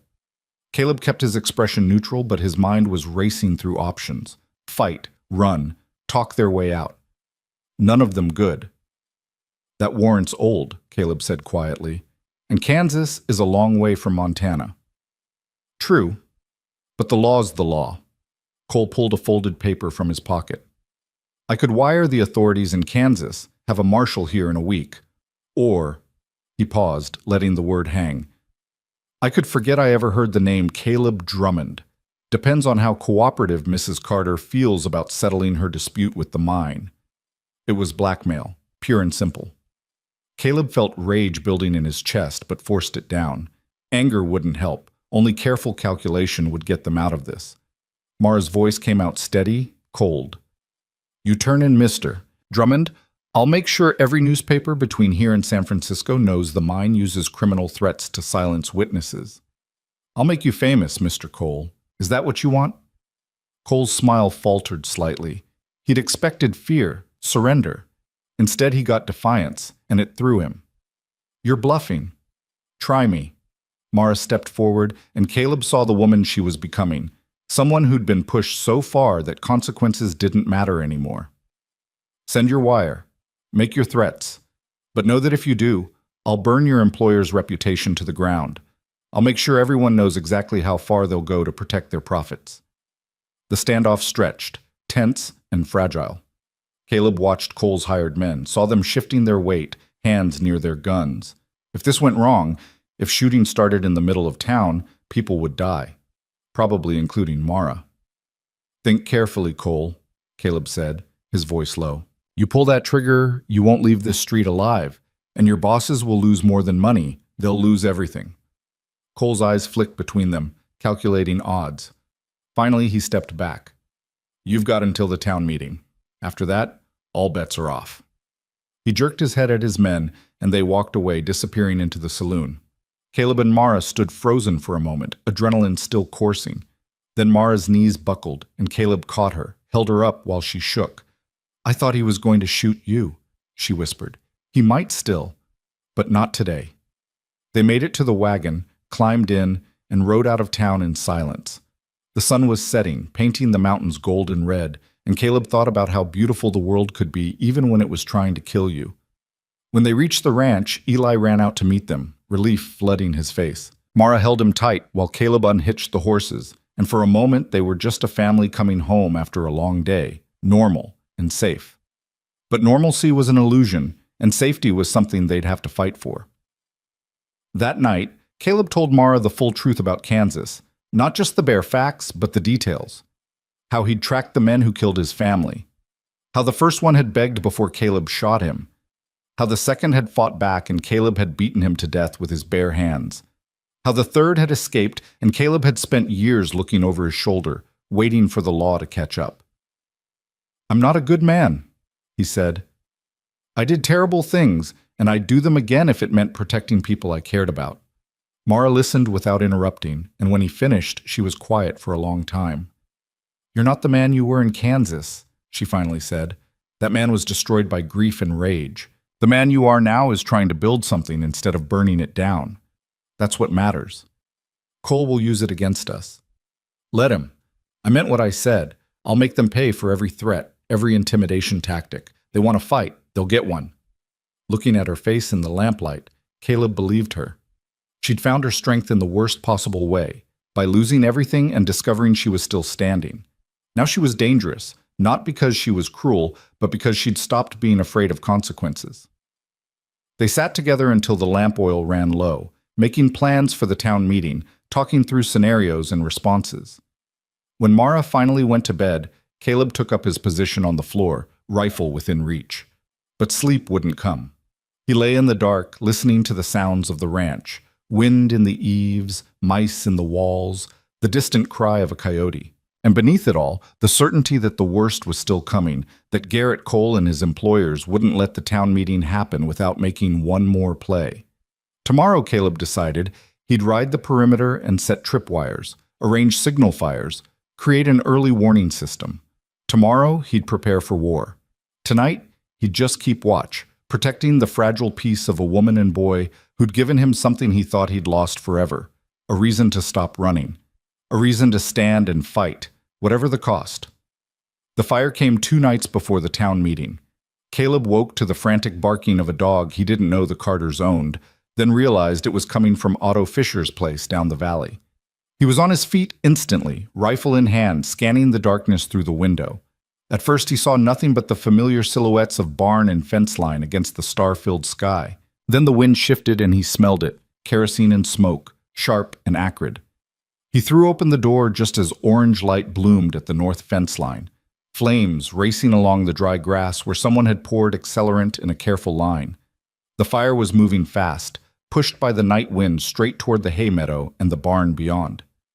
"Mara!" Caleb's shout was sharp and urgent. "Fire! Get Eli to the root cellar!" She appeared in her nightdress, hair loose, eyes wide with fear that turned instantly to action. She grabbed Eli from his bed and ran for the back door while Caleb sprinted toward the barn. The horses were already screaming, smelling smoke, their panic echoing across the yard. He threw open the stall doors and drove them out toward the east pasture, away from the flames, then grabbed every bucket and barrel he could carry.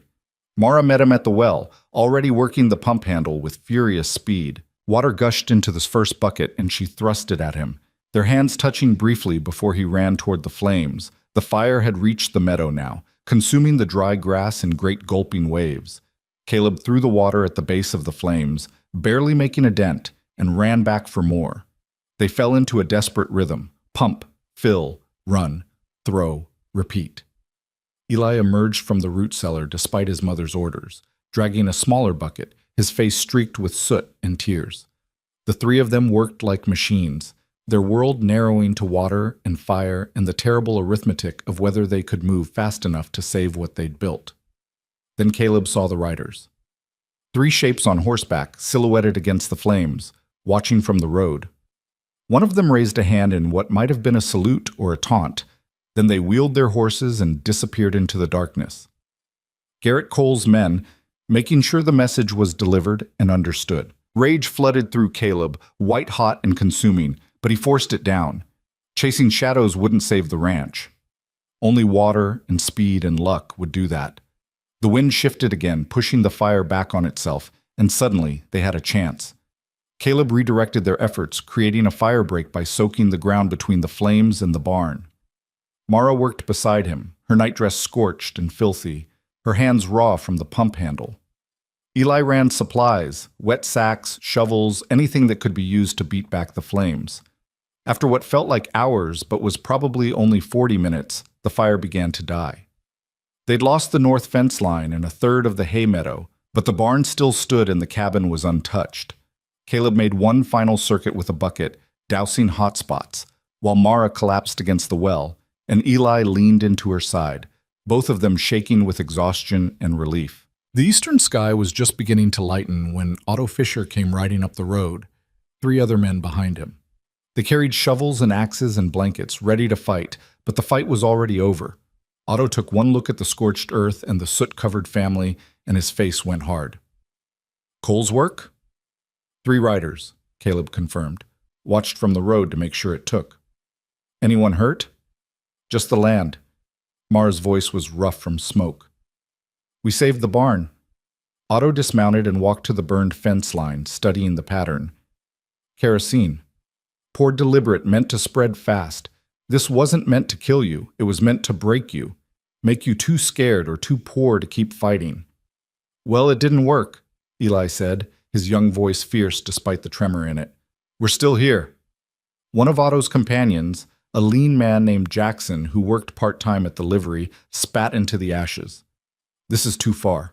Setting fire to a woman's property in the middle of the night, that's not business, that's terrorism." "It's also hard to prove," Otto said grimly. "No witnesses willing to testify, no physical evidence tying it to anyone specific. Cole's too smart to get his own hands dirty." "Then we make him get them dirty," Mara said. She stood, brushing off her ruined nightdress, and Caleb saw something new in her eyes. Not just anger, but cold calculation. The town meeting is in 2 days. We go. We bring everyone who's willing to speak, and we make sure the whole territory knows what happened here tonight." "That'll provoke them," Otto warned. "Good. Let them be provoked. Let them make mistakes." She looked at Caleb. "You said angry people make mistakes. Well, it works both ways. We make them angry enough, they'll slip up. Give us something we can use." Caleb studied her, recognizing the dangerous edge she was walking. Provoking violent men was a strategy, but it was also a gamble. Still, she was right that waiting passively for the next attack would only give Cole more opportunities. "All right," he said, "but we do it smart. We don't give them isolated targets or easy opportunities. From now until the meeting, we stay together, stay visible, and we make sure there are always witnesses." Otto nodded. "I'll spread the word. Anyone who wants to help can take shifts watching the ranch. We'll set up a rotation. Make sure you're never alone." The other men murmured agreement, and Caleb felt something shift. This was no longer just the Carters' fight. It was becoming something bigger, a line drawn between people who would tolerate injustice for the sake of peace and people who decided peace without justice wasn't worth having. They spent the rest of the morning cleaning up, hauling away charred fence posts and assessing the damage. The loss wasn't catastrophic, but it hurt. Winter feed destroyed, fencing materials they couldn't afford to replace, hours of work reduced to ash. Mara walked the burned section with Thomas's journal clutched to her chest, and Caleb understood she was measuring the cost of her husband's fight, wondering if the price was too high. Around noon, Dr. Abernathy arrived in a small buggy, her face tight with controlled fury. She'd brought medical supplies and food, practical help wrapped in dignified concern. While she checked Mara and Eli for injuries, minor burn, bursts, smoke inhalation, nothing serious, she told them what she'd learned. "I sent a telegram to the territorial marshal this morning, informing him of the fire and requesting immediate assistance. I also sent copies to 3 newspapers in Helena and 1 in San Francisco. If the mine owners wanted to keep this quiet, they've failed. By tomorrow, everyone will know they're using arson as a business tactic." "Won't that just make them more desperate?" Mara asked. "Perhaps. But it also raises the stakes. Right now they're operating in shadow, using methods they can deny. Once the newspapers publish, everything they do will be scrutinized. They'll have to be more careful, which gives us room to maneuver." She left them with ointment for burns and a promise to bring more supporters to the town meeting. After she'd gone, Mara finally changed out of her ruined nightdress and sat at the table with Eli, the 2 of them holding hands in silence. "I'm scared, Mama," Eli whispered. "Me too, baby." "Are we doing the right thing?" Mara looked at Caleb, who was standing at the window watching the road. He turned to meet her eyes, and in that moment they had an entire conversation without words. Should we run? Should we surrender? Should we risk everything for a principle that might get us killed? "Yes," Mara said finally, squeezing Eli's hand. "We're doing the right thing. Sometimes doing right means being scared and doing it anyway." The next 2 days blurred together in a haze of preparation and vigilance. True to Otto's word, volunteers came in shifts to watch the ranch. Miners who'd gotten sick, shopkeepers who'd lost family, even the school teacher who'd testified against Mara at the custody hearing and was now trying to make amends. They brought food, supplies, stories of their own losses to the mine's greed. Caleb spent the time fortifying what could be fortified and planning escape routes if things went wrong.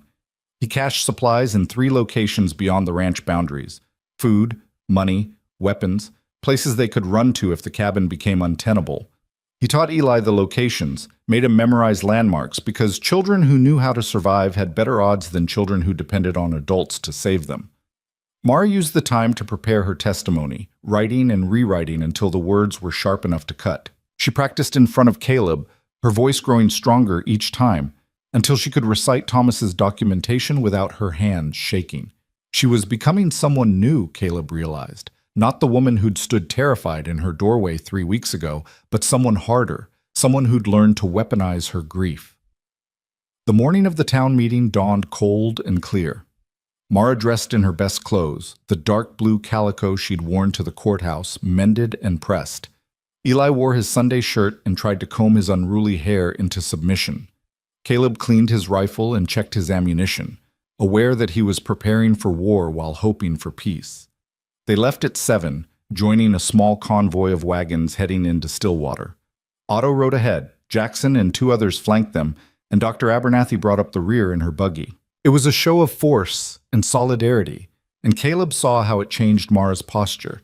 She sat straighter, chin lifted, a general leading her troops. The town was packed when they arrived. Every hitching post was full, wagons lined the side streets, and people milled in clusters talking in low, urgent voices. The meeting was set for 9 o'clock in the town hall, a 2-story building that served as courthouse, assembly room, and occasional theater. By 8:30, the crowd was already pushing inside, filling the benches and standing along the walls. Caleb positioned himself near the back, where he could watch the entrances. He spotted Garrett Cole immediately, standing with 4 of his hired men near the side door. Cole saw him too, and they exchanged a look that communicated everything. "I know you're here, I know what you're capable of, and I'm here anyway." The mine owners sat in the front row, 3 men in expensive suits, their faces carefully neutral. Caleb recognized the type. Men who made decisions based on ledgers rather than lives, who could justify anything if the profit margin was sufficient. Behind them sat their supporters, the foremen and supervisors and townspeople whose livelihoods depended on the mine's continued operation. But the other side of the room held different faces. The widows in their mourning clothes, the sick miners with their sunken cheeks and hollow coughs, the children who'd lost fathers. They outnumbered the mine supporters 2 to 1, and their presence changed the atmosphere from a business meeting to something closer to a reckoning. Mayor Carson called the meeting to order at 9 sharp. He was a small, nervous man who'd spent his entire term trying not to offend anyone powerful, and the strain was showing. His hands shook as he read the agenda. Opening statements from the mine owners, response from concerned citizens, open discussion, then a vote on whether to request the territorial marshal to terminate his investigation. The mine superintendent spoke first, a polished man named Whitmore, who could have sold water to a drowning man. He talked about the mine's economic importance, the jobs it provided, the taxes it paid.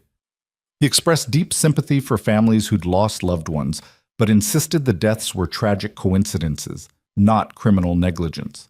He showed charts and graphs proving the water met all current safety standards, conveniently ignoring that those standards were set by the same territorial officials who profited from mine revenue. It was a masterful performance, designed to make opposition seem hysterical and unreasonable.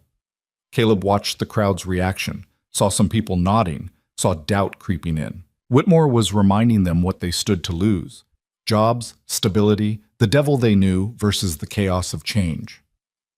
Then Dr. Abernathy stood to respond, and the room went quiet. She didn't use charts or graphs, she used names. Robert Chen, dead at 29, leaving a widow and 3 children. William Mackenzie, dead at 41, his lungs so scarred the mortician said they looked like burned leather. Thomas Carter, dead at 34, after documenting everything the mine tried to hide. She read 15 names, 15 men who'd died in 3 years, all with the same symptoms, all after working the mine or living downwind of its drainage. "These aren't statistics," she said, her voice carrying to every corner of the room. "These are our neighbors, our husbands, our fathers. And they died because profit mattered more than people." She sat down, and Mayor Carson opened the floor for additional testimony. Otto spoke first, describing his own illness and the mine doctor's dismissiveness. Then came the widows, one after another, sharing stories of medical bills they couldn't pay, children they couldn't feed, promises the mine had made and broken. Mara was scheduled to speak last, and when Mayor Carson called her name, a ripple went through the crowd. She walked to the front with Thomas's journal in her hands, and Caleb saw Cole lean forward slightly, watching her with predatory focus. "My name is Mara Carter," she began, her voice steady and clear. 3 weeks ago, Judge Henley tried to take my son and my land because I asked questions about how my husband died.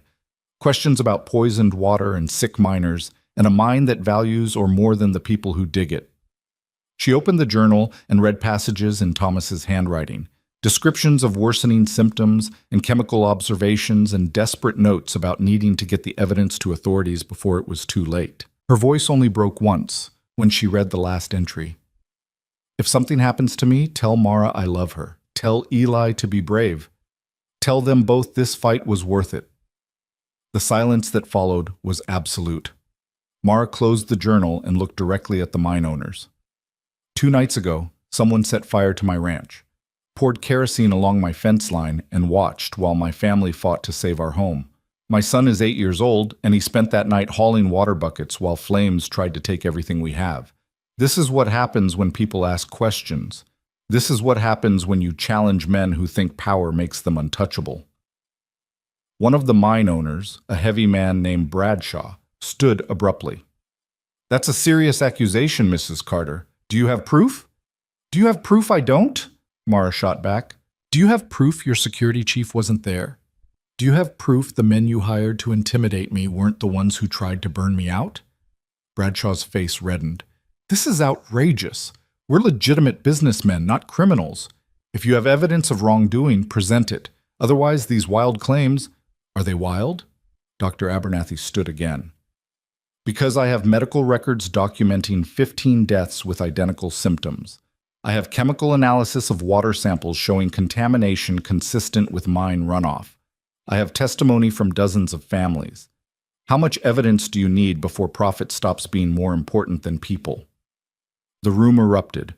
Mine supporters shouted that the evidence was circumstantial, that correlation wasn't causation, that shutting down the mine would destroy the town's economy. Families of the dead shouted back that their loved ones mattered more than money, that justice delayed was justice denied, that they were done being silent. Mayor Carson banged his gavel repeatedly, calling for order, but the crowd had moved beyond order. This was 3 years of suppressed grief and anger finding its voice, and no amount of parliamentary procedure could contain it. Then Garrett Cole stood, and something in his movement made everyone go quiet. He walked slowly to the front of the room, his scarred face impassive, his missing fingers a reminder that he was a man acquainted with violence. Mrs. Carter, he said, his voice carrying easily, you've made serious accusations. You've disrupted this town's peace. You've cost good people their jobs. He paused. And you've done it all while harboring a wanted fugitive. The words dropped like stones into still water. Mara's face went pale. Caleb's hand moved to his rifle, but Otto's hand on his shoulder stopped him. Not yet. Not while there were still other options. Mr. Drummond, Cole continued, turning to look directly at Caleb, wanted in Kansas for the murder of 2 men. There's a warrant and a reward. I've already sent word to the territorial marshal. He should be here within the week to collect you. The crowd's murmur shifted, uncertainty spreading, a murderer helping the widow. What did that mean? Could she be trusted if she associated with criminals? But before Cole could press his advantage, someone unexpected stood. Mrs. Chen, the woman who'd spat at Mara's feet just days ago, rose from her seat in the back. Her voice was thin but determined. My husband worked with Thomas Carter. He died 6 months after Thomas. Same symptoms, same lies from the mine doctor about it being natural causes. She looked at Cole. You want to talk about criminals? Look at the men who poisoned my husband. Look at the men who let children drink tainted water because cleanup would hurt their profits. That's the real crime here. Another voice joined hers, then another. The schoolteacher stood and apologized publicly for her earlier testimony against Mara. Jackson, the livery worker, described finding 3 of Cole's men near the Carter ranch the night of the fire. One by one, people who'd been silent found their courage, and the narrative Cole had tried to construct began to crumble. Caleb watched it happen with a kind of awe. This was what Thomas Carter had died for, not a courtroom victory, but a community finding its spine. It was messy and imperfect and might not last, but for this moment, in this room, truth was winning. Whitmore, the mine superintendent, stood again and tried to regain control. This has descended into mob rule. We came here to discuss facts, not to air grievances and conspiracies. I move that we table this discussion and what? No. The voice was female and came from the side entrance. Everyone turned to see a woman in traveling clothes standing in the doorway, a leather satchel in her hand and the bearing of someone used to authority. You'll finish this discussion now, with all the facts on the table. Mayor Carson squinted. Who are you? Sarah Brennan, investigator with the Territorial Marshal's Office. She walked to the front of the room and set her satchel on the table. I arrived 2 hours ago in response to Dr. Abernathy's telegrams. I've spent the morning reviewing documentation and interviewing witnesses, and I have some questions for the mine owners. The room went electric with tension. Bradshaw and Whitmore exchanged glances, recalculating rapidly. Cole's expression didn't change, but Caleb saw his weight shift, preparing to move if he needed to. Brennan opened her satchel and withdrew a folder. Let's start with the water samples Mrs. Carter provided. I sent them to a chemist in Helena for analysis. The results show arsenic and mercury levels 40 times the acceptable standard. That's not correlation, gentlemen. That's causation. Whitmore stood.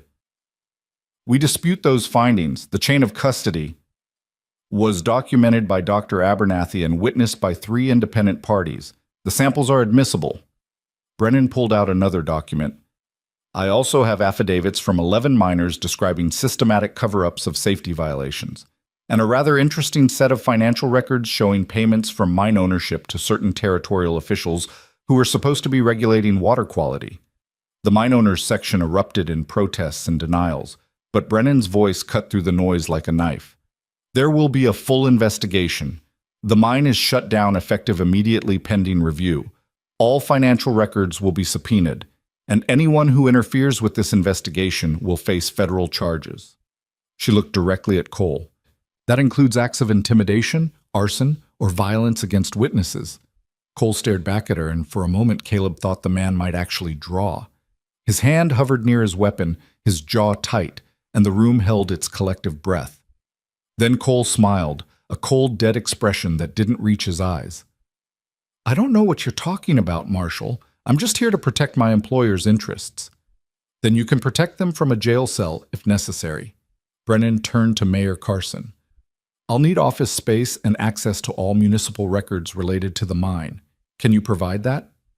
Carson nodded quickly, relief flooding his face. The decision had been taken out of his hands, and he was clearly grateful for it. The meeting dissolved into chaos after that.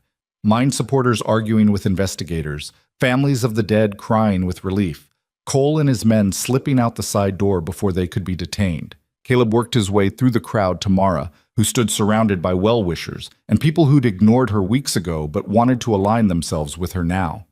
She saw him and her face transformed, exhaustion and triumph mixing until she looked both ancient and newborn. He took her arm and guided her outside, away from the press of bodies and into the cold morning air. We won, she said, and it sounded like a question. You won. No. She gripped his hand hard. We won. You and me and Eli and everyone who stood up.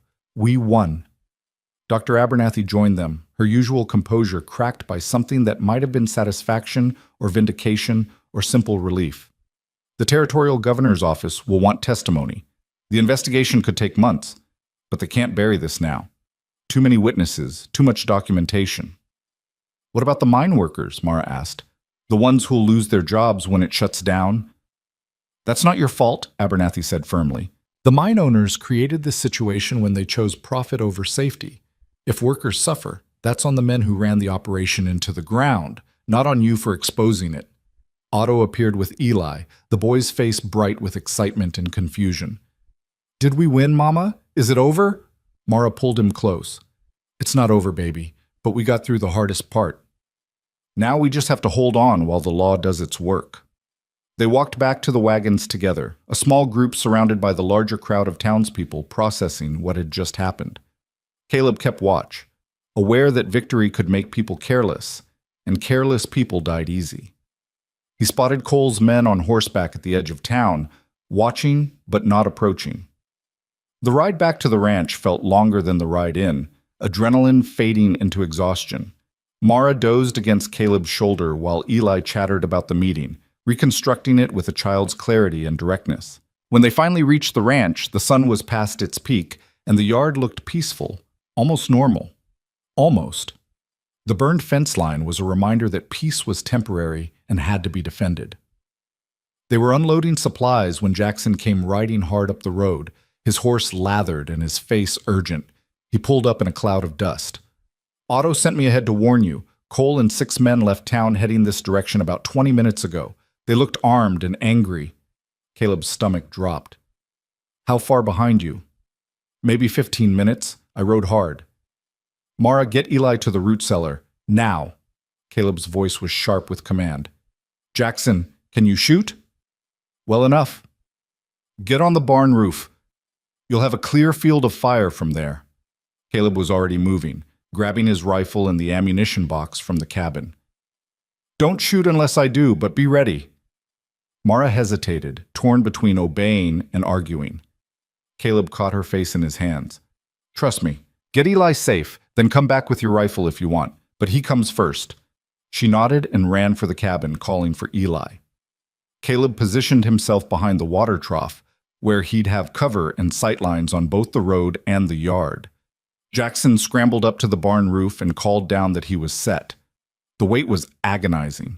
Caleb's heart hammered against his ribs, his hand steady on the rifle but his mind racing through scenarios. 7 against 2, maybe 3 if Mara came back. Poor odds, but he'd faced worse. The question was whether Cole wanted to kill them or just scare them, and Caleb had a sick feeling he knew the answer. The riders appeared at the bend, moving at a steady trot. Cole in front, 6 men behind him, all armed. They didn't slow as they approached the ranch, and Caleb knew in that moment this wasn't going to end with words. That's far enough, he called when they were 50 yards out. This is private property. Turn around and leave.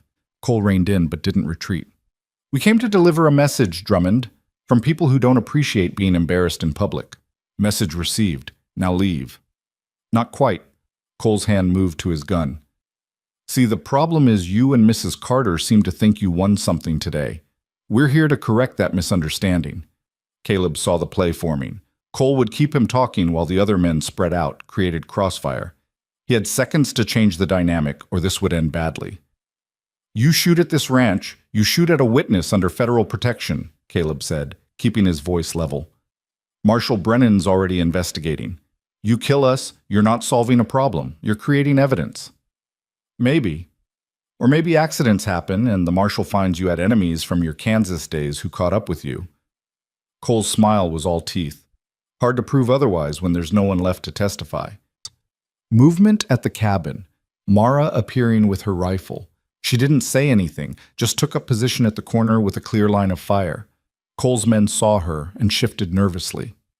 The math was changing, becoming less certain. Last chance, Caleb said. Right away. Tell your bosses the game's over. They lost. Nobody tells me the game's over. Cole's hand twitched toward his gun. Caleb fired.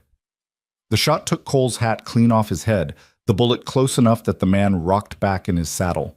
Before anyone could react, Jackson's rifle barked from the barn roof, and one of Cole's men yelped, clutching his arm where a bullet had grazed him. Next shots don't miss, Caleb called. Your choice. Run or die. For a long, terrible moment, everything balanced on a knife edge. Cole's face was purple with rage, his hand still near his weapon. His men looked at each other, doing the math. 3 rifles with clear shots, Cole's pride versus their lives. One of the hired guns wheeled his horse and rode back toward town. Then another. Then 2 more. Only Cole and 2 loyalists remained, and even they looked uncertain. This isn't over, Cole spat. Yeah, it is. Mara's voice rang clear across the yard. You're done. Your bosses are done. The only question is whether you're smart enough to quit while you're still breathing. Cole stared at her, this woman he'd tried to break, and Caleb saw the moment he accepted defeat. Not because he wanted to, but because staying meant dying, and dying meant losing definitively. You got lucky, Cole said. No, Mara replied. We got stubborn. There's a difference. Cole yanked his horse around and rode away, his 2 remaining men following.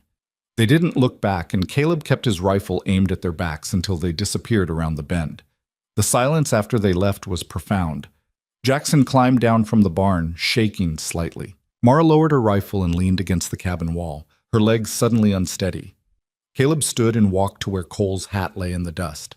He picked it up, studied the bullet hole 2 inches above the crown, and felt his own hand start to shake.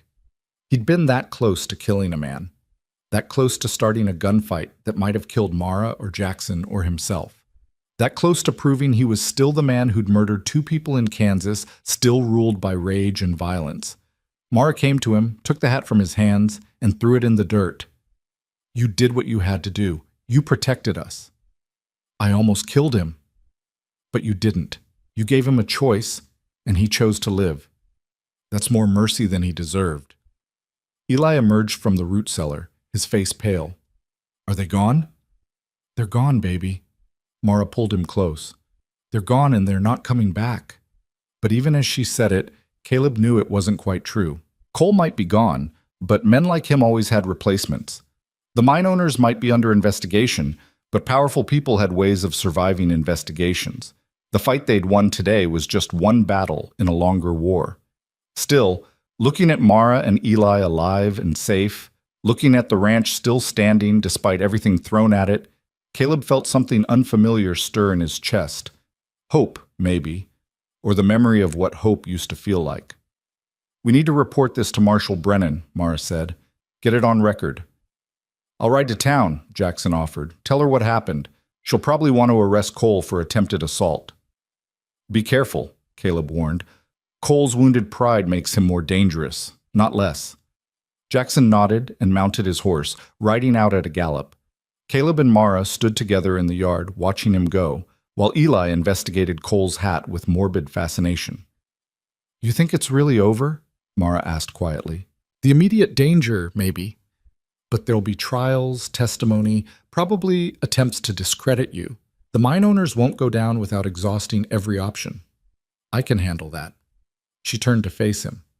"Question is, can you?" Caleb understood what she was really asking. Was he staying or running? Would he face the warrant from Kansas or disappear before the law caught up? "I don't know," he admitted. "Part of me wants to run, but another part—" He trailed off, looking at the ranch, at Eli, at Mara's face turned up toward his. "Another part wants to see this through, whatever that means. It means testifying at trials. It means the law looking into your past. It means risking everything to stand with us." "I know. And you do that? For us?" Caleb thought about Kansas, about years spent running, about the moment he'd grabbed a boy's reins and let himself be pulled into someone else's fight. He thought about how running had solved nothing, protected no one, redeemed nothing. "Yeah," he said, "I would." Mara smiled, and it transformed her face from careworn to beautiful. "Then we'll face it together. All of it. The trials, the threats, whatever comes. Together." She took his hand, her fingers lacing through his, and Caleb felt the weight he'd carried for so long begin to shift. Not disappear, it would never fully disappear, but become something he could carry with help instead of alone. The sun was setting when Otto and Dr. Abernathy arrived with 6 townspeople, all armed and ready to defend the ranch if needed. They'd heard about Cole's attack and organized immediately, riding out to make sure the Carters were safe. "We're setting up a watch rotation," Otto announced. "Nobody bothers this ranch without going through us first." "You don't have to do that," Mara protested. "You've already done so much." "We're doing it anyway." "Doctor." Abernathy's tone allowed no argument. "You stood up when the rest of us were too afraid. Now it's our turn to stand with you." They built a fire in the yard and settled in for the night, taking turns on watch while others slept in the barn or on the porch. It felt like a military encampment, makeshift and temporary, but also like something else. A community finding its purpose. People choosing solidarity over safety. Caleb took the midnight watch with Otto, the 2 of them sitting by the fire while the others slept. The old blacksmith packed his pipe and lit it, the tobacco smell mixing with wood smoke. "You know they'll come after you for Kansas," Otto said after a while. "Marshal Brennan seems fair, but she's still a lawman. She'll have to address that warrant." "I know." "You could run. Still time to disappear before she asks the hard questions." "I could." Caleb stared into the flames. "But I'm tired of running. And I think maybe facing what I did, really facing it, not just carrying it, might be the only way to live with it." Otto nodded slowly. "Thomas used to say that justice was like water. It always found its level eventually. Sometimes slow, sometimes fast, but inevitable." He puffed his pipe. "I think you finding your way here, helping Mara, standing with us, that's water finding its level." That's justice working itself out. Or just dumb luck? Maybe. But I prefer Thomas's version. Makes the world feel less random. They sat in comfortable silence, watching the fire burn down to coals and the stars wheel overhead. Somewhere in the distance, a coyote called and another answered. The night was cold and clear and full of possibility. When dawn came gray and quiet, Marshal Brennan arrived at the ranch with Sheriff Doyle and 3 deputies. She'd heard about Cole's attack and was taking statements. Caleb knew this was the moment. She'd ask about his past, demand answers, maybe arrest him right here in front of Mara and Eli. But instead she asked about Cole's exact words, the number of men, whether any shots besides Caleb's and Jackson's had been fired. She documented everything with meticulous care, then stood and brushed off her skirts. Mr. Cole and his associates left town early this morning, headed south, probably to Denver. I've sent word to have them detained for questioning. She paused, her sharp eyes on Caleb. I'll have more questions for you later, Mr. Drummond. Don't leave the territory. No, ma'am. She knew. She absolutely knew about Kansas, and she was giving him time. Why? Maybe because she understood that some debts were more important than others. Maybe because she saw that he was trying to be better than his past. Or maybe she just needed his testimony more than she needed his arrest. Whatever the reason, Caleb felt something unknot in his chest. Not relief exactly. The warrant still existed. The law would still come eventually, but a reprieve. Time to stand with Mara, to help rebuild, to prove he was more than his worst moment. After Brennan left, they stood in the yard and looked at the ranch with new eyes. The burned fence line was still there, ugly and raw. The barn still listed slightly. The hay meadow was decimated. But the cabin stood solid, smoke rising from its chimney, and inside was warmth and life and the possibility of something worth protecting. We've got work to do, Mara said, surveying the damage. Fences to mend, feed to replace, a whole lot of rebuilding. Then we better get started, Caleb replied. They worked through the day side by side, while Eli ran messages and helped where he could. Otto and the others pitched in, and by sunset they'd made real progress. New posts set, wire strung, the beginnings of recovery. That night, after Eli was asleep and the volunteers had gone home, Mara and Caleb sat on the porch in the dark. The air was cold enough to see their breath, but neither moved to go inside. Thank you, Mara said quietly. For staying, for fighting, for being here when I needed someone. Thank you for giving me a reason to stop running. She leaned against him, her head on his shoulder, and they sat like that for a long time. Not speaking, not moving, just being present in the fragile peace they'd fought so hard to create. Somewhere in the darkness, the future waited with all its uncertainties and dangers. But for now, in this moment, they were alive and together, and the stars overhead were the same ones that had shone on Thomas Carter's grave, on the burned fence line, on every battle won and lost. And that, Caleb thought, might just be enough. The weeks that followed moved with the strange rhythm of aftermath, long stretches of quiet, broken by sudden bursts of activity that reminded everyone the fight wasn't truly over. Marshal Brennan established a temporary office in Stillwater and began the methodical work of building her case. She interviewed witnesses, subpoenaed records, and sent samples to territorial chemists for analysis. The mine remained shut down, its gates chained and guarded by federal deputies, while unemployed miners drifted toward other camps or took day work where they could find it. Some blamed Mara for their hardship. She'd see them in town sometimes, faces tight with resentment, and know they were calculating whether feeding their families was worth more than justice for the dead. She couldn't fault them for that arithmetic, even when it hurt.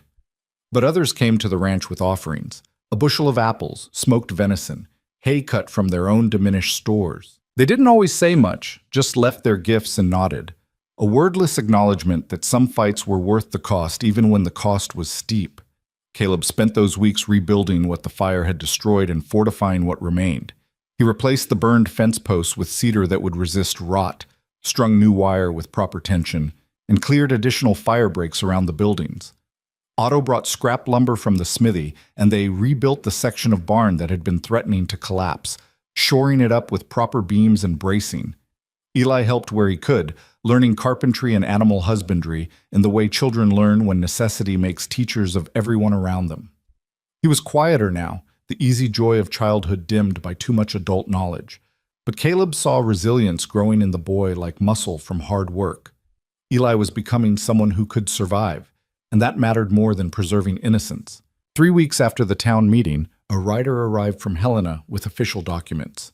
Mara signed for them with shaking hands and brought them inside where Caleb and Eli waited at the table.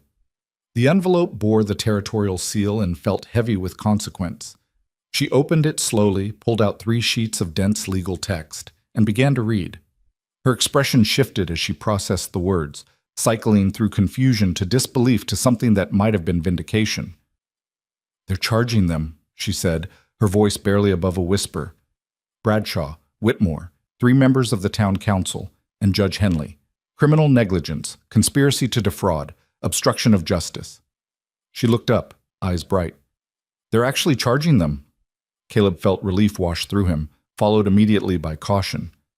"Charging isn't convicting. They'll have lawyers, political connections, ways to delay and obfuscate." "I know, but it's more than I thought we'd get. More than Thomas ever got." She set down the papers and wiped her eyes. "The trial's scheduled for December in Helena. Marshal Brennan wants me to testify, along with Dr. Abernathy and anyone else willing to speak." "That's 2 months away. A lot can happen in 2 months. Are you trying to scare me?" "I'm trying to keep you realistic." Caleb stood and walked to the window, watching the road from habit. "Powerful men facing prison do desperate things. We've won battles, Mara, but the war's not over." She joined him at the window, standing close enough that he could feel her warmth. "I'm not naive, Caleb.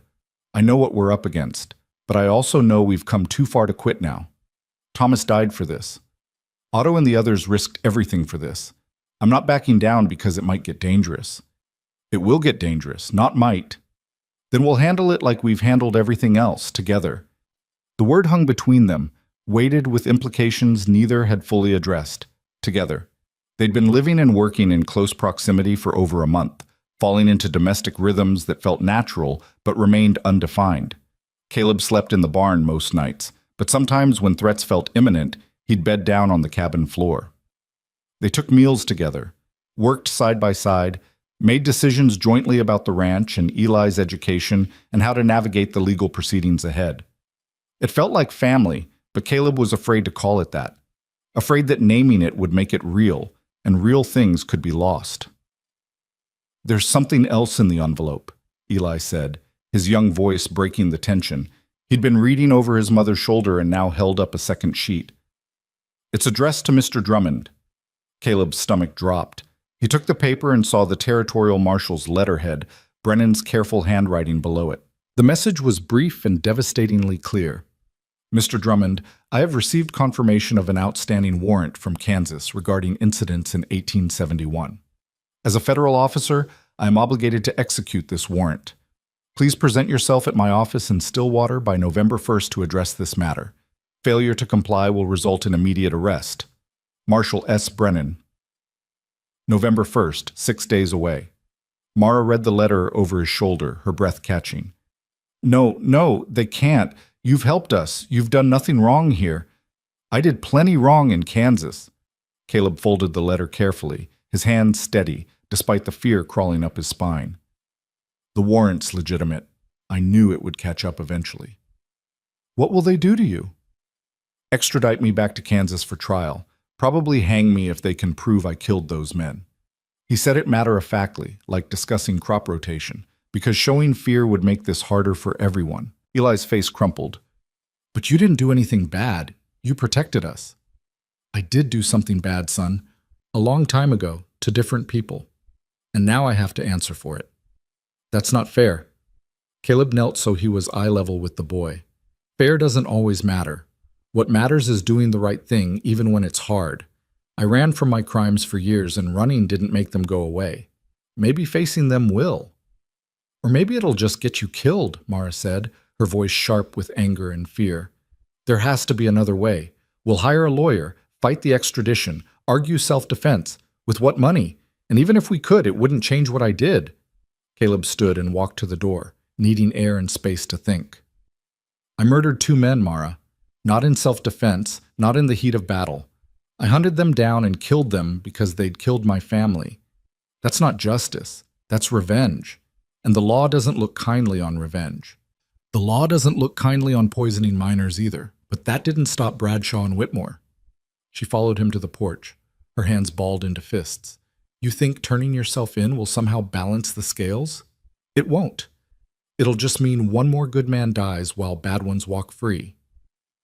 I'm not a good man. You are to us. Her voice broke on the words. You're the man who stopped when Eli asked for help. You're the man who taught me to fight back.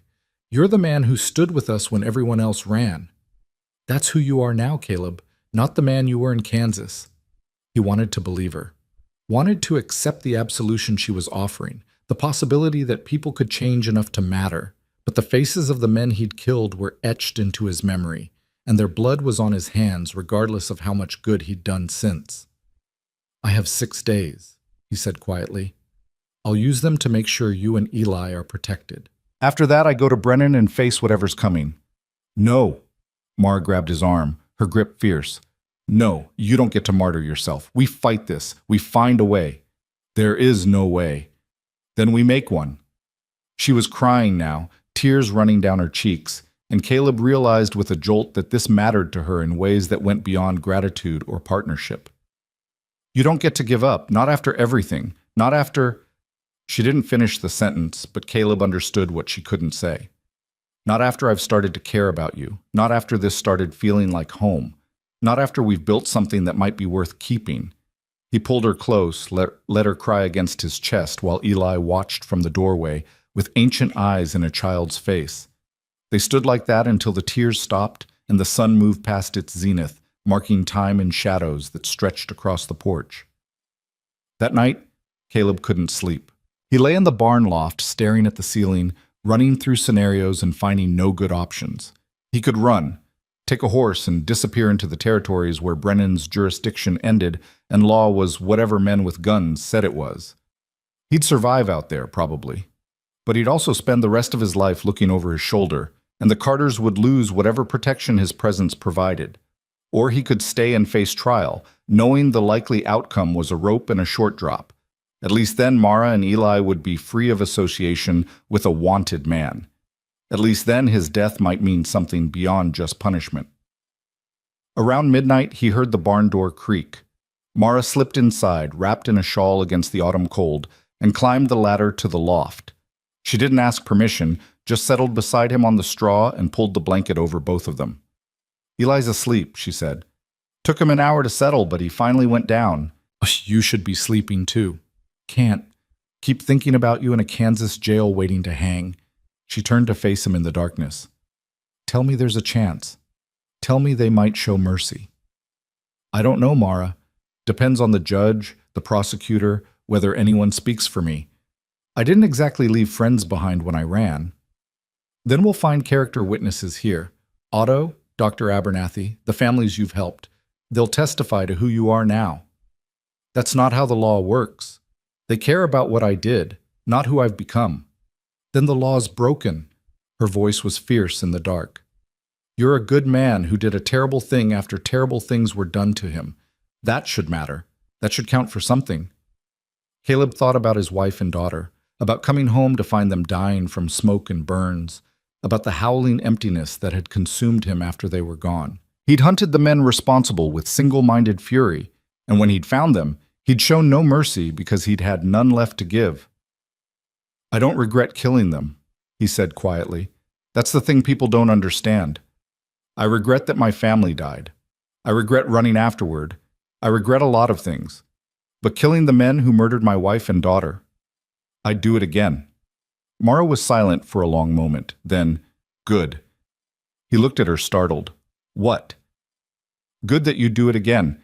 It means you're capable of protecting what you love even when the cost is high. It means you're not a coward or a victim. It means you're someone who stands his ground. She touched his face in the darkness. I need you to be that man, Caleb, not the one who runs or surrenders, the one who fights. Fighting won't change the warrant. Maybe not, but giving up definitely won't change it. She moved closer, her warmth against him in the cold loft. Promise me you'll fight. Promise me you'll try. Promise me. Her lips were close to his now, her breath warm on his skin. Promise me you won't just roll over and die because you think it's what you deserve. He couldn't promise that. Couldn't promise he'd survive or that fighting would make a difference. But looking at her face in the dim starlight filtering through the loft window, seeing the fierce determination and barely concealed fear, he found himself promising anyway. I'll fight. I'll try. She kissed him then, soft and desperate, and Caleb felt years of isolation crack open. He kissed her back, tasting salt from her tears, feeling her hands grip his shirt like she could anchor him to this moment through sheer will. It wasn't passion exactly. It was something rawer, more essential.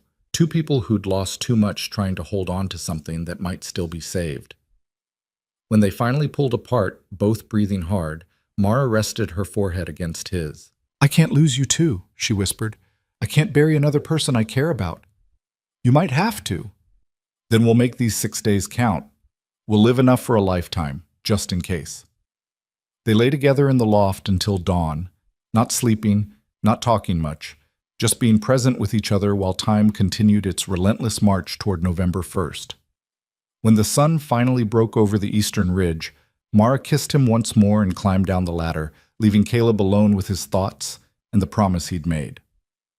The next 5 days passed in a blur of preparation and small intimacies. Caleb worked himself to exhaustion, finishing every repair he could think of and teaching Mara skills she'd need to run the ranch alone. How to fix the pump when it seized, how to doctor a horse's colic, how to read weather signs and plan accordingly. She absorbed it all with grim determination, and he knew she understood he was preparing her for his absence. Eli shadowed them both, helping with chores but mostly just soaking up their presence like he was storing memories against a coming drought. The boy had grown quieter, more watchful, and Caleb recognized the look in his eyes, the same look he'd seen in mirrors after Kansas, the look of someone learning that the world took things without asking permission. On the 4th day, Otto arrived with Dr. Abernathy and a rail-thin man in a threadbare suit who introduced himself as Samuel Price, attorney at law. He'd come from Helena at Dr. Abernathy's request and spent 3 hours interviewing Caleb about the Kansas incident, taking meticulous notes and asking questions that cut to the bone. The facts aren't favorable, Price said finally, closing his notebook. You killed 2 men in what the law will view as premeditated murder. The third man's testimony will paint you as a vigilante who took justice into his own hands. Unless we can find witnesses who'll testify to the original crime, the fire that killed your family, and establish extreme emotional distress, I'd say your chances at trial are poor. How poor? Mara asked. 70% chance of conviction, 80% chance of hanging if convicted. Price's voice was clinical, detached. I can argue for reduced charges, possibly manslaughter instead of murder, but Kansas courts aren't known for leniency. So what do? Otto asked. We build the strongest case we can with what we have. Character witnesses, testimony about Mr. Drummond's actions here in Montana, evidence that he's changed. It won't be enough to acquit him, but it might be enough to spare his life. After Price left, Caleb found Mara in the barn crying over Thomas's old saddle. He sat beside her and she leaned into him, her shoulders shaking. I can't do this again, she said. Can't watch someone I love get destroyed by people who don't care about anything except power and money. You love me? The question came out softer than he intended. She laughed, bitter and broken. Of course I love you, you fool. You think I'd fight this hard for someone who was just passing through? You think I'd let you into my bed if you didn't matter? He hadn't thought about it in those terms, had been too focused on survival to consider the shape of what was growing between them. But hearing her say it made it real, made it something that had weight and consequence. I love you too, he said, and the words felt both terrifying and inevitable. Don't know when it happened, but it did. You and Eli both. You've become my family. Then don't leave us. She gripped his hands hard enough to hurt. Run if you have to. We'll go with you. Start over somewhere they'll never find us. You know we can't. You've got the trial in December. Testimony the territory's counting on. You run now. Everything we've fought for collapses. I don't care about the trial. I care about you. You do care about the trial. You care about making sure Thomas's death meant something, about getting justice for all those miners, about proving that regular people can stand up to powerful ones and win. That's who you are, Mara. Don't throw it away for me. She pulled back, her eyes searching his face. You're really going to turn yourself in? Yes. And you think there's a chance you'll survive? A small one, but yes. Then I'm coming with you to Brennan's office tomorrow. You don't face this alone. The next morning dawned cold and gray, the sky threatening early snow. Caleb dressed carefully in his cleanest shirt and the good vest Mara had mended for him. He shaved for the first time in weeks, studying his reflection in the scrap of mirror and seeing a man he barely recognized, older, harder, but also somehow more present than the ghost who'd ridden into Montana months ago. Eli insisted on coming despite Mara's protests, and in the end they all rode to Stillwater together. The town was quiet, most people staying indoors against the weather, and Brennan's temporary office was a converted storefront near the old courthouse. The marshal looked up when they entered, unsurprised. Mr. Drummond, you're a day early. Seemed better than spending another night wondering. Caleb removed his hat. I'm here to surrender myself regarding the Kansas warrant. Brennan studied him for a long moment, then gestured to a chair. Sit, all of you. They sat, Mara and Eli flanking Caleb like guards, while Brennan pulled out a folder thick with papers.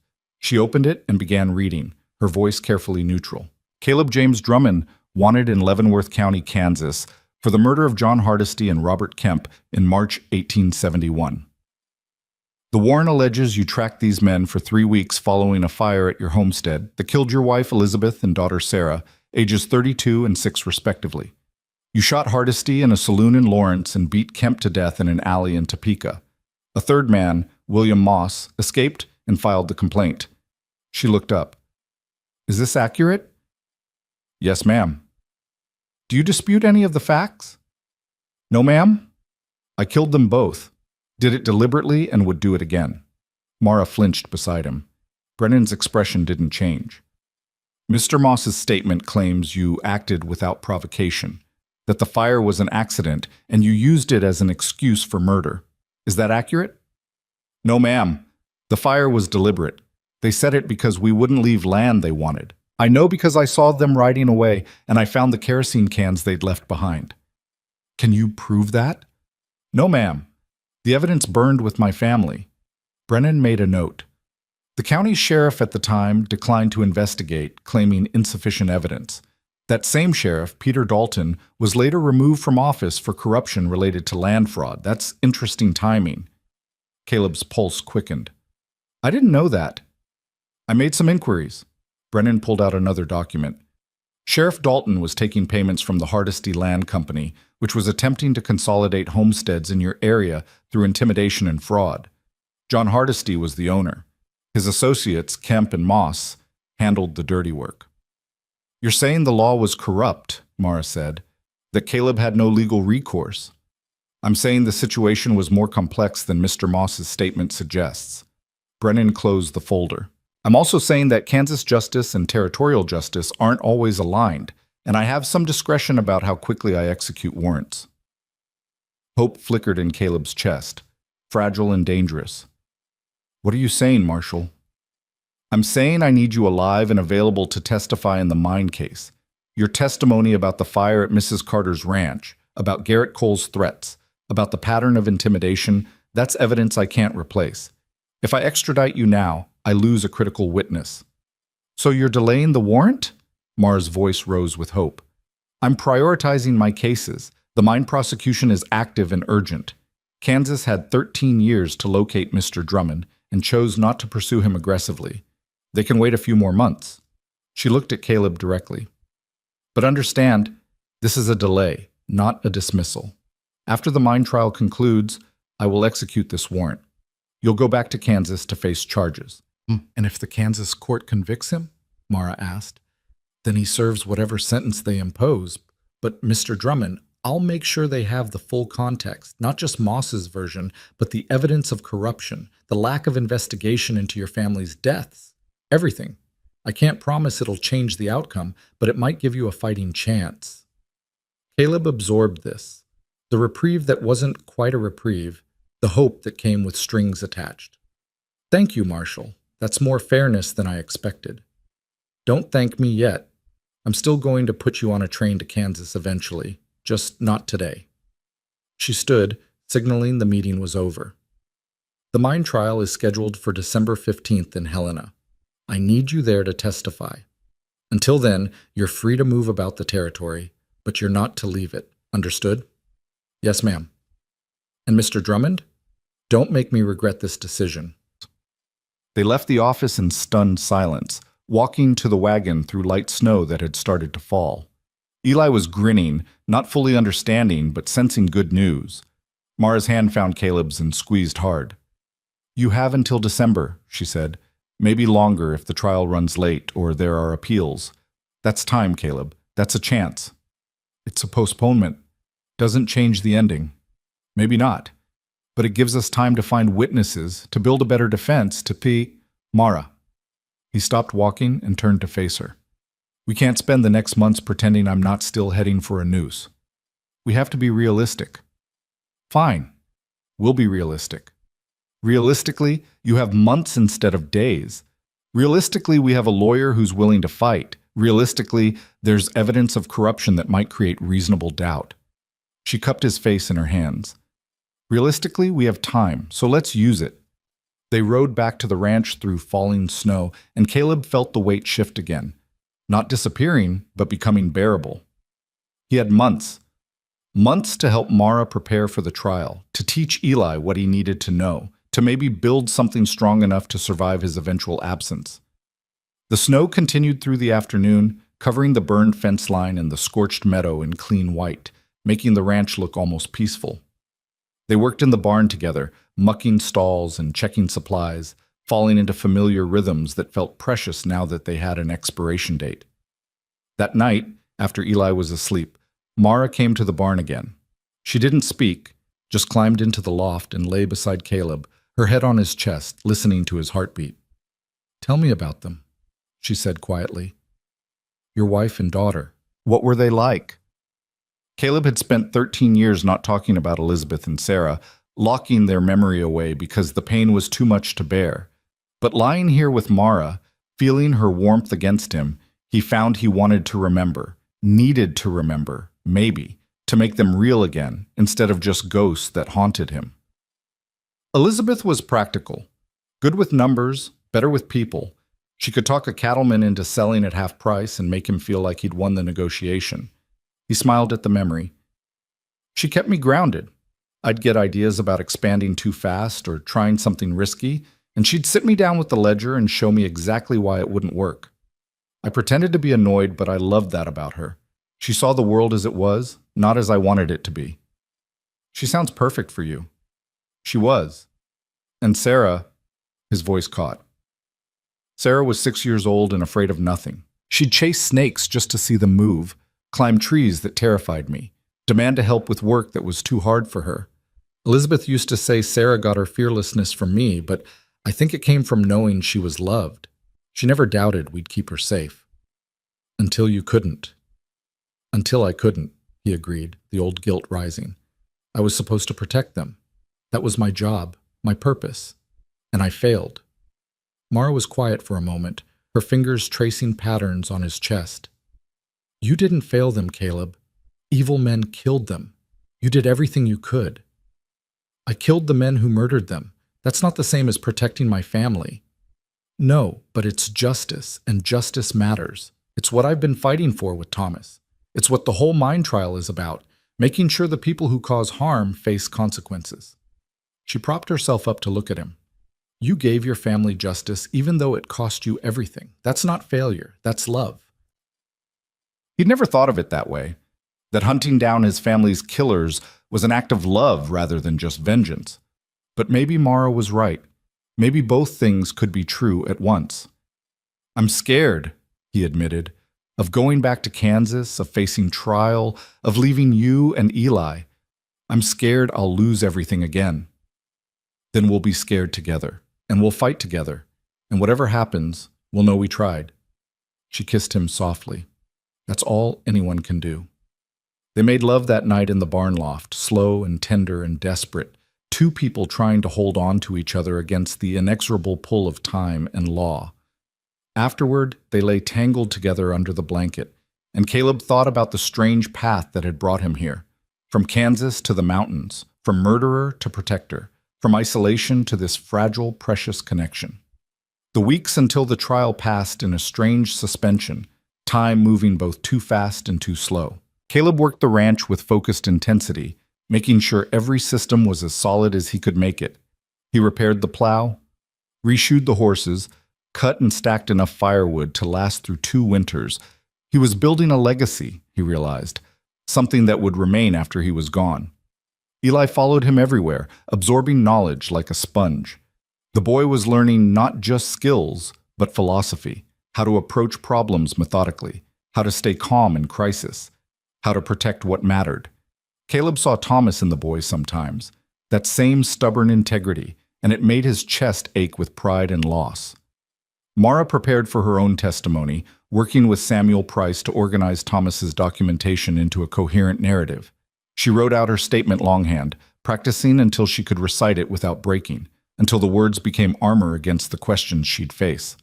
On December 10th, they loaded the wagon and started for Helena. The journey took 4 days through early winter weather, the roads frozen hard and the nights brutally cold.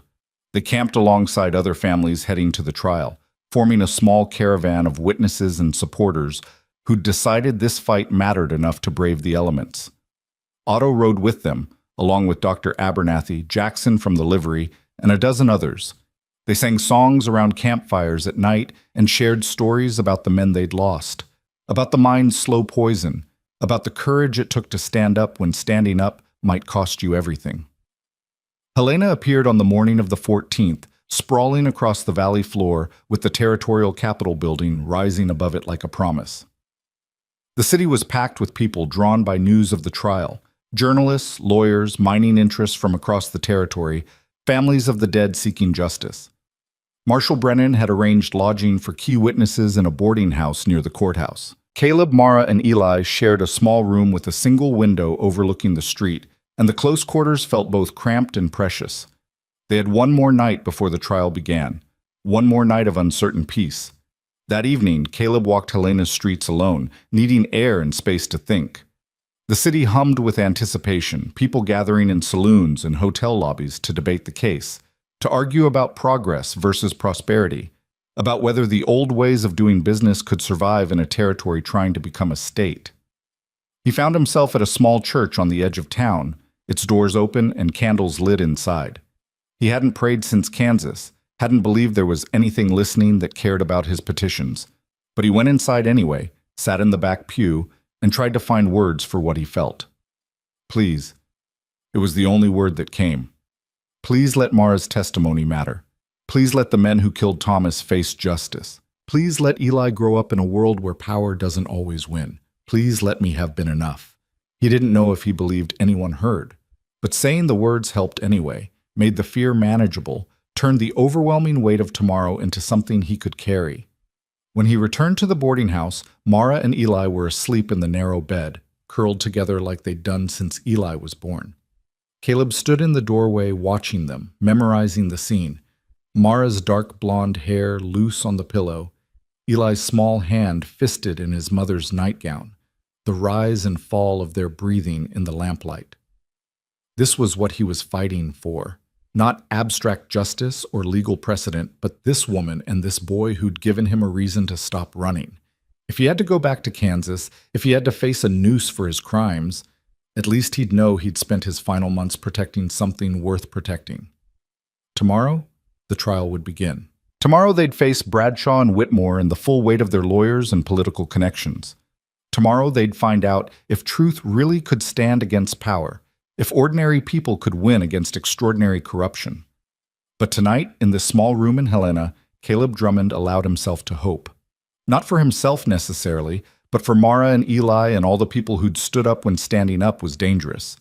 For the possibility that sometimes, just sometimes, the right thing was also the winning thing. He lay down on the floor beside the bed, his rifle within reach out of habit, and closed his eyes. Tomorrow would bring what it brought. Tonight, he was here, and he was loved, and that was enough. Outside, snow began to fall again, covering Helena in white, and the whole territory seemed to hold its breath, waiting for whatever came next. The courtroom was packed by 8 o'clock on the morning of December 15th, every bench filled and people standing 3 deep along the walls. Caleb positioned himself where he could watch both the defendants and the exits, his hand never straying far from the space where his rifle would have been if weapons had been allowed inside. Mara sat in the front row reserved for witnesses, her hands folded in her lap with Thomas's journal resting on top of them like a talisman. Eli sat beside her, small and solemn in his good clothes, looking older than his 8 years. The defendants entered through a side door flanked by guards. Bradshaw and Whitmore wore expensive suits and carried themselves with the arrogance of men who'd never truly believed consequences would find them. The 3 town councilmen looked more nervous, their eyes darting around the courtroom like trapped animals. Judge Henley came last, his face carefully blank, and when his gaze swept past Mara, he showed no recognition, no acknowledgement that he'd once tried to destroy her. The territorial judge presiding was a woman named Margaret Holloway, which surprised everyone who hadn't been following territorial politics. She was perhaps 60, with steel gray hair and eyes that missed nothing, and she brought the court to order with 3 sharp raps of her gavel that cut through the murmuring crowd like a blade. "This is a criminal proceeding under territorial jurisdiction," she began, her voice carrying to every corner of the room.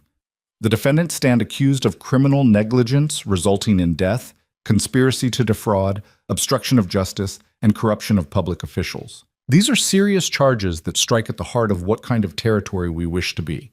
One where power and wealth place individuals above the law, or one where justice applies equally to all citizens regardless of station." She paused, letting the words settle. "I will tolerate no disruptions, no intimidation of witnesses, and no attempts to turn this proceeding into theater. We are here to determine facts and apply law. Nothing more, nothing less." The prosecutor was a lean man named Harrison Webb, who'd made his reputation fighting corruption in the mining districts. He stood and began methodically laying out the case, presenting chemical analyses of water samples that showed arsenic and mercury at lethal levels, medical records documenting the pattern of deaths, testimony from miners about suppressed safety reports, and threats against those who complained. The defense attorneys objected constantly, challenging chains of custody and the reliability of witnesses, arguing that correlation wasn't causation and that the mine had followed all existing regulations. But Webb had anticipated every argument, producing documentation that the regulations themselves had been written by officials on the mine's payroll, that inspections had been falsified, that warnings from territorial chemists had been ignored or destroyed. Dr. Abernathy testified first among the witnesses, presenting her ledger of deaths with clinical precision. She read names and dates and causes of death as written by the mine doctor, then presented her own findings based on autopsies she'd performed privately. The discrepancies were damning. Men listed as dying from pneumonia had lungs scarred by chemical burns. Children listed as succumbing to fever showed clear signs of heavy metal poisoning. "How many deaths do you attribute directly to mine contamination?" Webb asked. "At minimum, 23 in the past 4 years. Possibly as many as 35 if we include cases where documentation was destroyed or bodies were buried without examination." Dr. Abernathy's voice remained steady, professional. "This doesn't include the 47 residents currently suffering from symptoms consistent with chronic poisoning who will likely die in the coming years." A murmur rippled through the courtroom. Judge Holloway called for silence. The defense attorney, a polished man named Cyrus Blackwood, stood for cross-examination. "Dr. Abernathy, you're a small-town doctor with no specialized training in toxicology, correct?"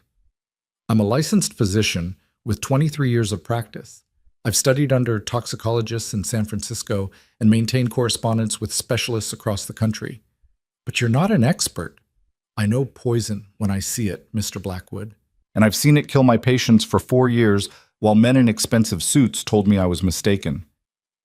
Blackwood tried several more angles, but Abernathy deflected them all with the calm authority of someone who'd spent months preparing. When he finally gave up and dismissed her, she walked past the defendant's table without a glance, her head high. Otto testified next, describing his own illness and the mine's systematic denial of responsibility. Then came the widows, one after another, each telling the same story with different details. Husbands who'd gotten sick, mind doctors who'd dismissed symptoms, company lawyers who'd offered pittance settlements in exchange for silence. The defense tried to paint them as opportunists seeking easy money, but the women's grief was too raw, too real to dismiss. Mrs. Chen broke down completely when describing how her husband had coughed blood for 3 months before dying, how the mind doctor had insisted it was tuberculosis despite every sign pointing to poison, how she'd been left with 4 children and $17. By noon, the courtroom atmosphere had shifted from curiosity to outrage. Judge Holloway called a recess, and Caleb found Mara in the hallway, pale but composed. "You're next," he said. "After lunch." "I know." She gripped Thomas's journal tighter. "I'm ready." "You don't have to be ready. You just have to tell the truth." She looked at him then, and he saw the fear beneath her determination. What if it's not enough? What if they find some technicality and these men walk free? Then we've still done what Thomas would have wanted. We've made them answer, made them defend themselves in front of the whole territory. That matters, Mara. Win or lose, that matters. They ate lunch at a small restaurant near the courthouse, barely tasting the food. Eli picked at his plate and asked questions about what would happen next. Whether the bad men would go to jail, whether they'd be safe now. Mara answered with more confidence than she felt, and Caleb saw her transforming again, becoming the mother who could promise safety even when safety was uncertain, who could project strength even when terrified. The afternoon session began with Mara being called to the stand. She walked to the witness chair with her spine straight and her eyes forward, and when she was sworn in, her voice didn't waver. Webb began gently, establishing her marriage to Thomas, their purchase of the ranch, the early years when everything had seemed possible. "When did you first become aware of problems with the mine?" Webb asked. "About 2 years before my husband died. He started coughing, having trouble breathing. The mine doctor said it was dust from working underground, told him to stay hydrated and rest. But Thomas hadn't worked the mine in 3 years. He'd left specifically because he was worried about the conditions there." "What made him worried?" "Other miners getting sick, water that tasted wrong coming from the creek downstream of the mine, livestock dying for no clear reason." Mara opened Thomas's journal. He started documenting everything, dates, symptoms, observations. He was going to take it to the territorial authorities. What prevented him? "He died 3 days before he planned to mail the letters." Her voice finally cracked, but she pushed through. "Lung fever," the doctor said. "But I've read Dr. Abernathy's findings. I know what really killed him." Webb took her through the aftermath, the missing journal, the water samples Thomas had buried, the custody hearing designed to silence her. He introduced the journal as evidence and had Mara read several passages.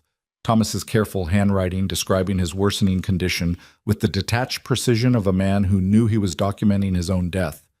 Then Webb asked about the fire. 2 nights before the town meeting, someone set fire to our north fence line. They used kerosene, poured it deliberately to spread fast. My son was 8 years old, and he spent that night hauling water while we fought to save our home. "Do you know who set the fire?" "I saw 3 riders watching from the road. One of them was Garrett Cole, head of security for the mine. He raised his hand to us before riding away." Blackwood objected immediately, claiming the identification was uncertain and inflammatory. Judge Holloway sustained the objection, but noted that testimony about the fire itself was admissible. When Webb finished, Blackwood stood for cross-examination. He was smooth, practiced, dangerous. He started by questioning whether Thomas's death was really connected to the mine, suggesting other possible causes. Tuberculosis, pneumonia, simple bad luck. Mara answered each question with facts from the journal and Dr. Abernathy's findings. Then Blackwood shifted tactics. "Mrs. Carter, isn't it true that you're harboring a wanted fugitive? A man named Caleb Drummond, wanted for murder in Kansas?" The courtroom erupted. Judge Holloway's gavel rang out repeatedly before order was restored. Mara's face had gone white, but when she spoke, her voice was steady. "Mr. Drummond stopped at my ranch when my son asked for help. He's worked our land, protected us from intimidation, and testified truthfully about what he's witnessed. Whatever happened in Kansas 13 years ago has no bearing on the crimes committed by these defendants." "It speaks to your judgment, Mrs. Carter, to your credibility." You've aligned yourself with a killer. Why should this court believe anything you say? Because I have evidence. Mara held up the journal. Because Dr. Abernathy has medical records.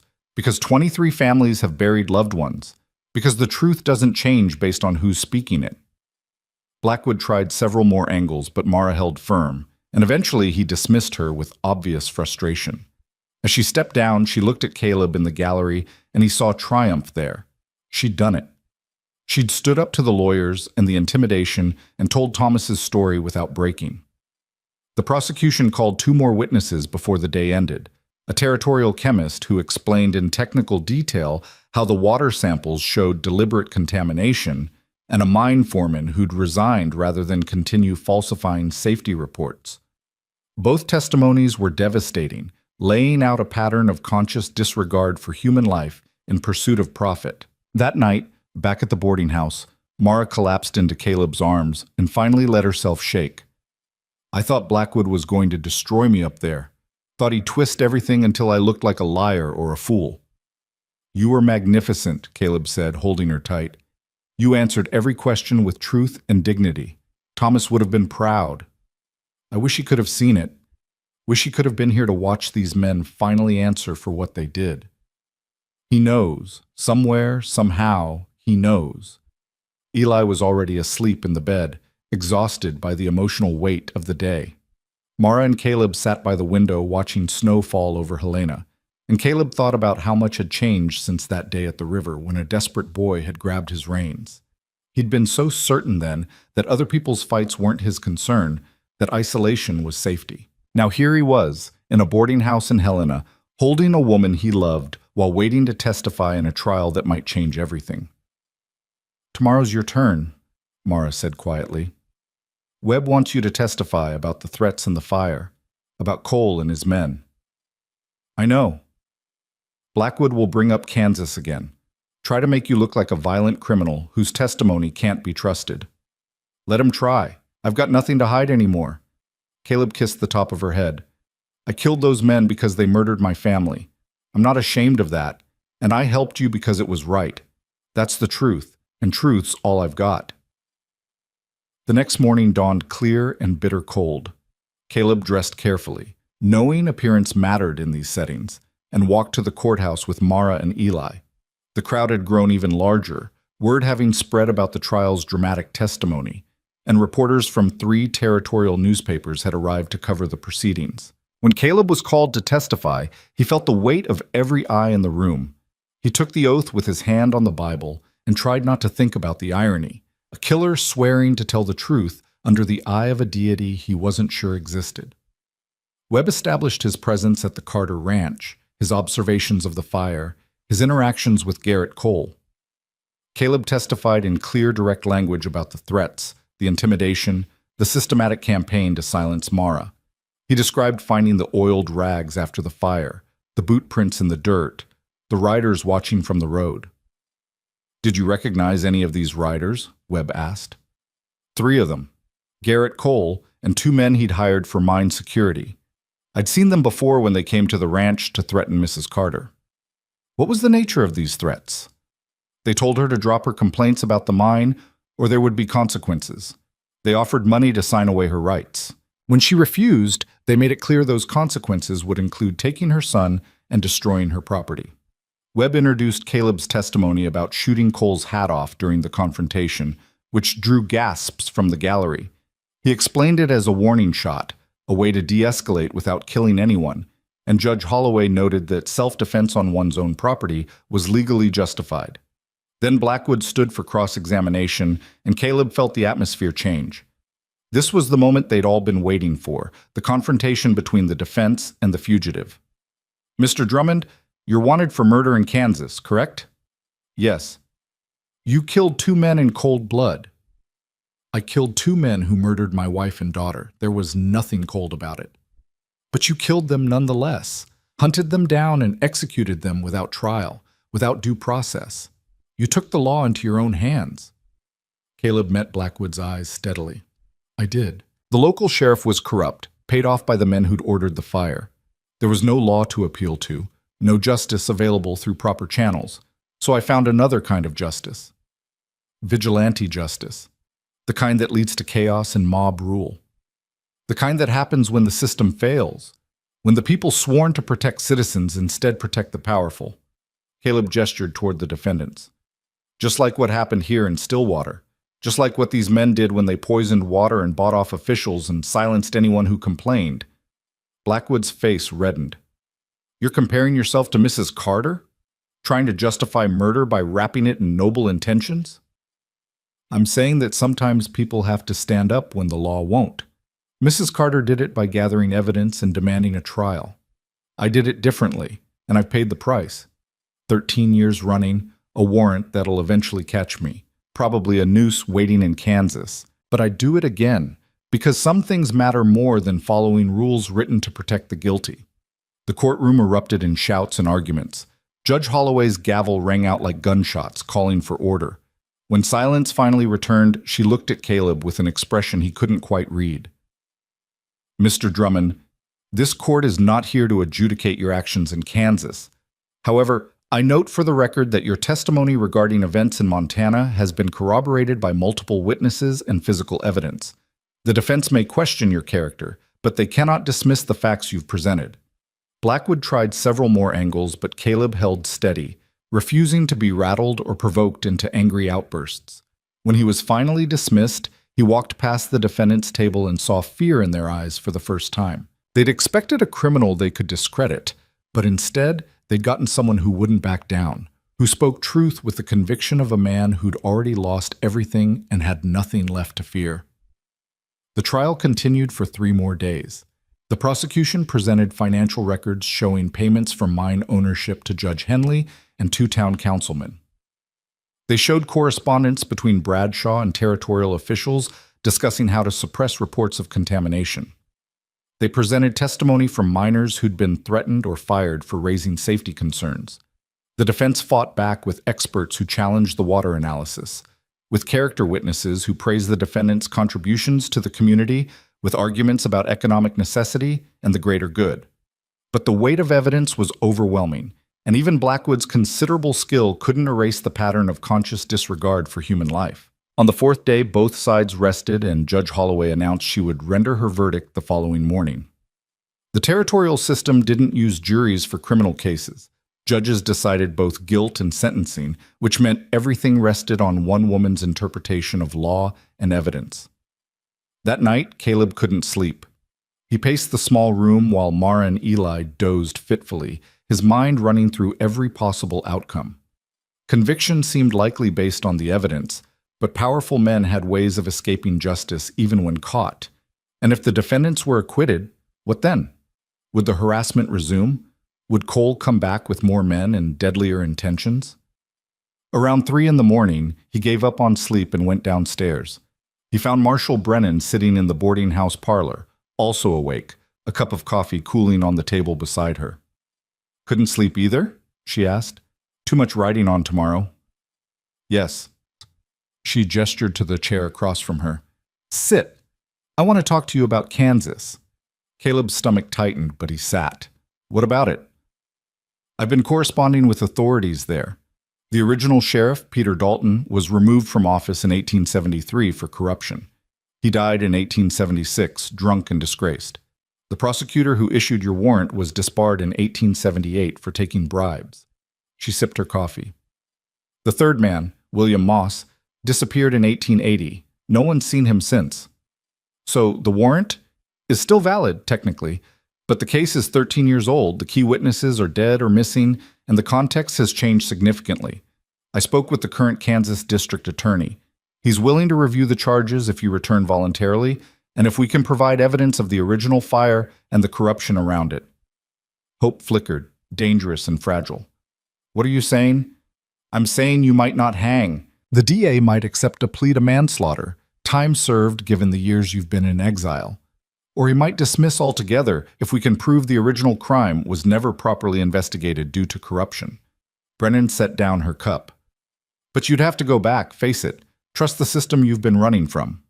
And if the system fails again, then at least you'll know you tried. At least you'll be able to live with yourself knowing you faced your crimes instead of running forever. Caleb thought about Mara and Eli, about the ranch waiting back in Montana, about the possibility of a life that wasn't defined by flight and fear. If I go back and they do convict me, what happens to the Carters? Who protects them? The mind shut down pending resolution of this trial. If Judge Holloway convicts, and I believe she will, the owners will face prison and bankruptcy. The threat to Mrs. Carter ends when the money runs out. Brennan leaned forward. But I understand your concern.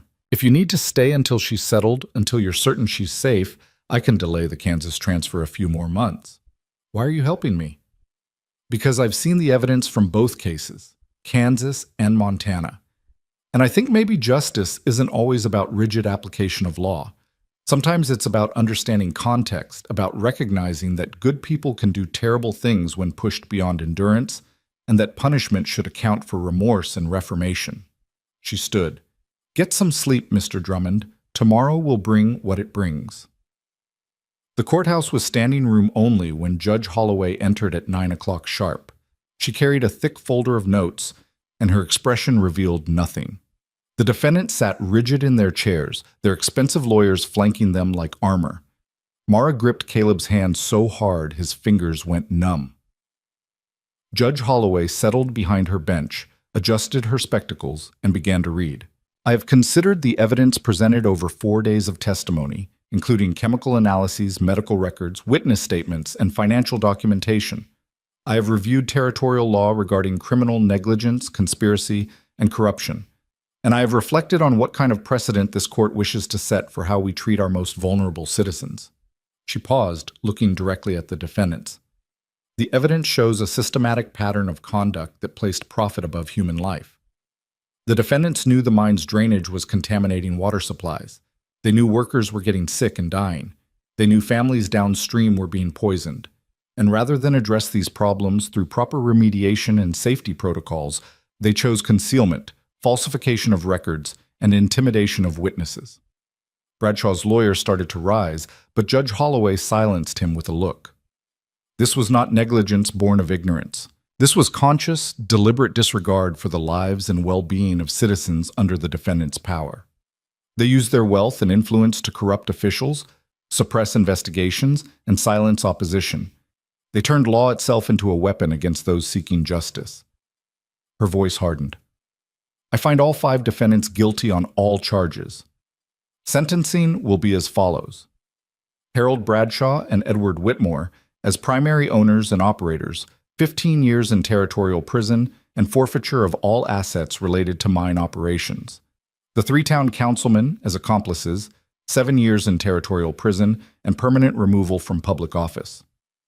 Additionally, I am referring Judge Samuel Henley to the territorial bar for disbarment proceedings. The courtroom exploded. People shouted, cried, embraced. The defendants sat in stunned silence while their lawyers immediately began talking about appeals. But Judge Holloway wasn't finished. Furthermore, I am ordering the establishment of a compensation fund from the seized mine assets. Families of the deceased will receive payment commensurate with lost wages and suffering. Residents suffering ongoing health effects will receive medical care at mine expense, and the territorial government will conduct full environmental remediation of contaminated areas. She banged her gavel. This court stands adjourned.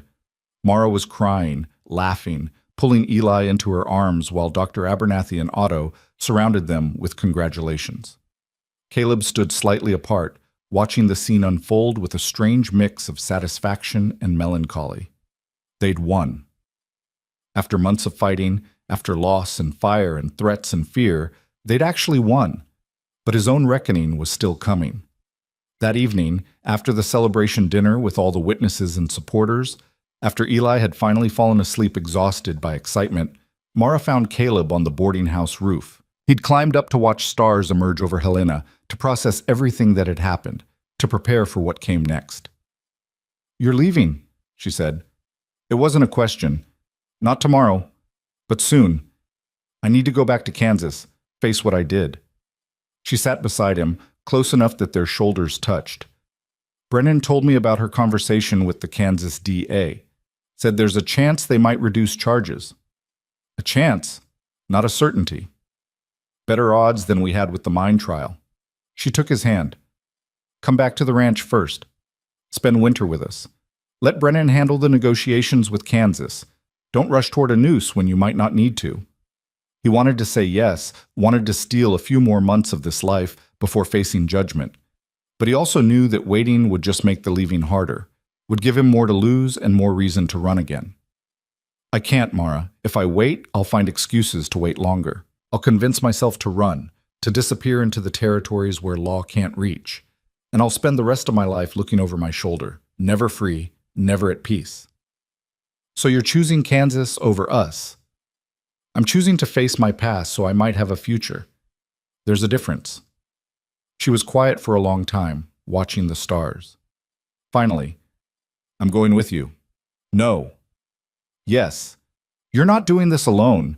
Eli can stay with Dr. Abernathy. She's already offered. You and I will go to Kansas together. I'll testify about the man you are now, about what you've done for us. I'll make them see you're not just the crimes you committed. Mara, you don't have to.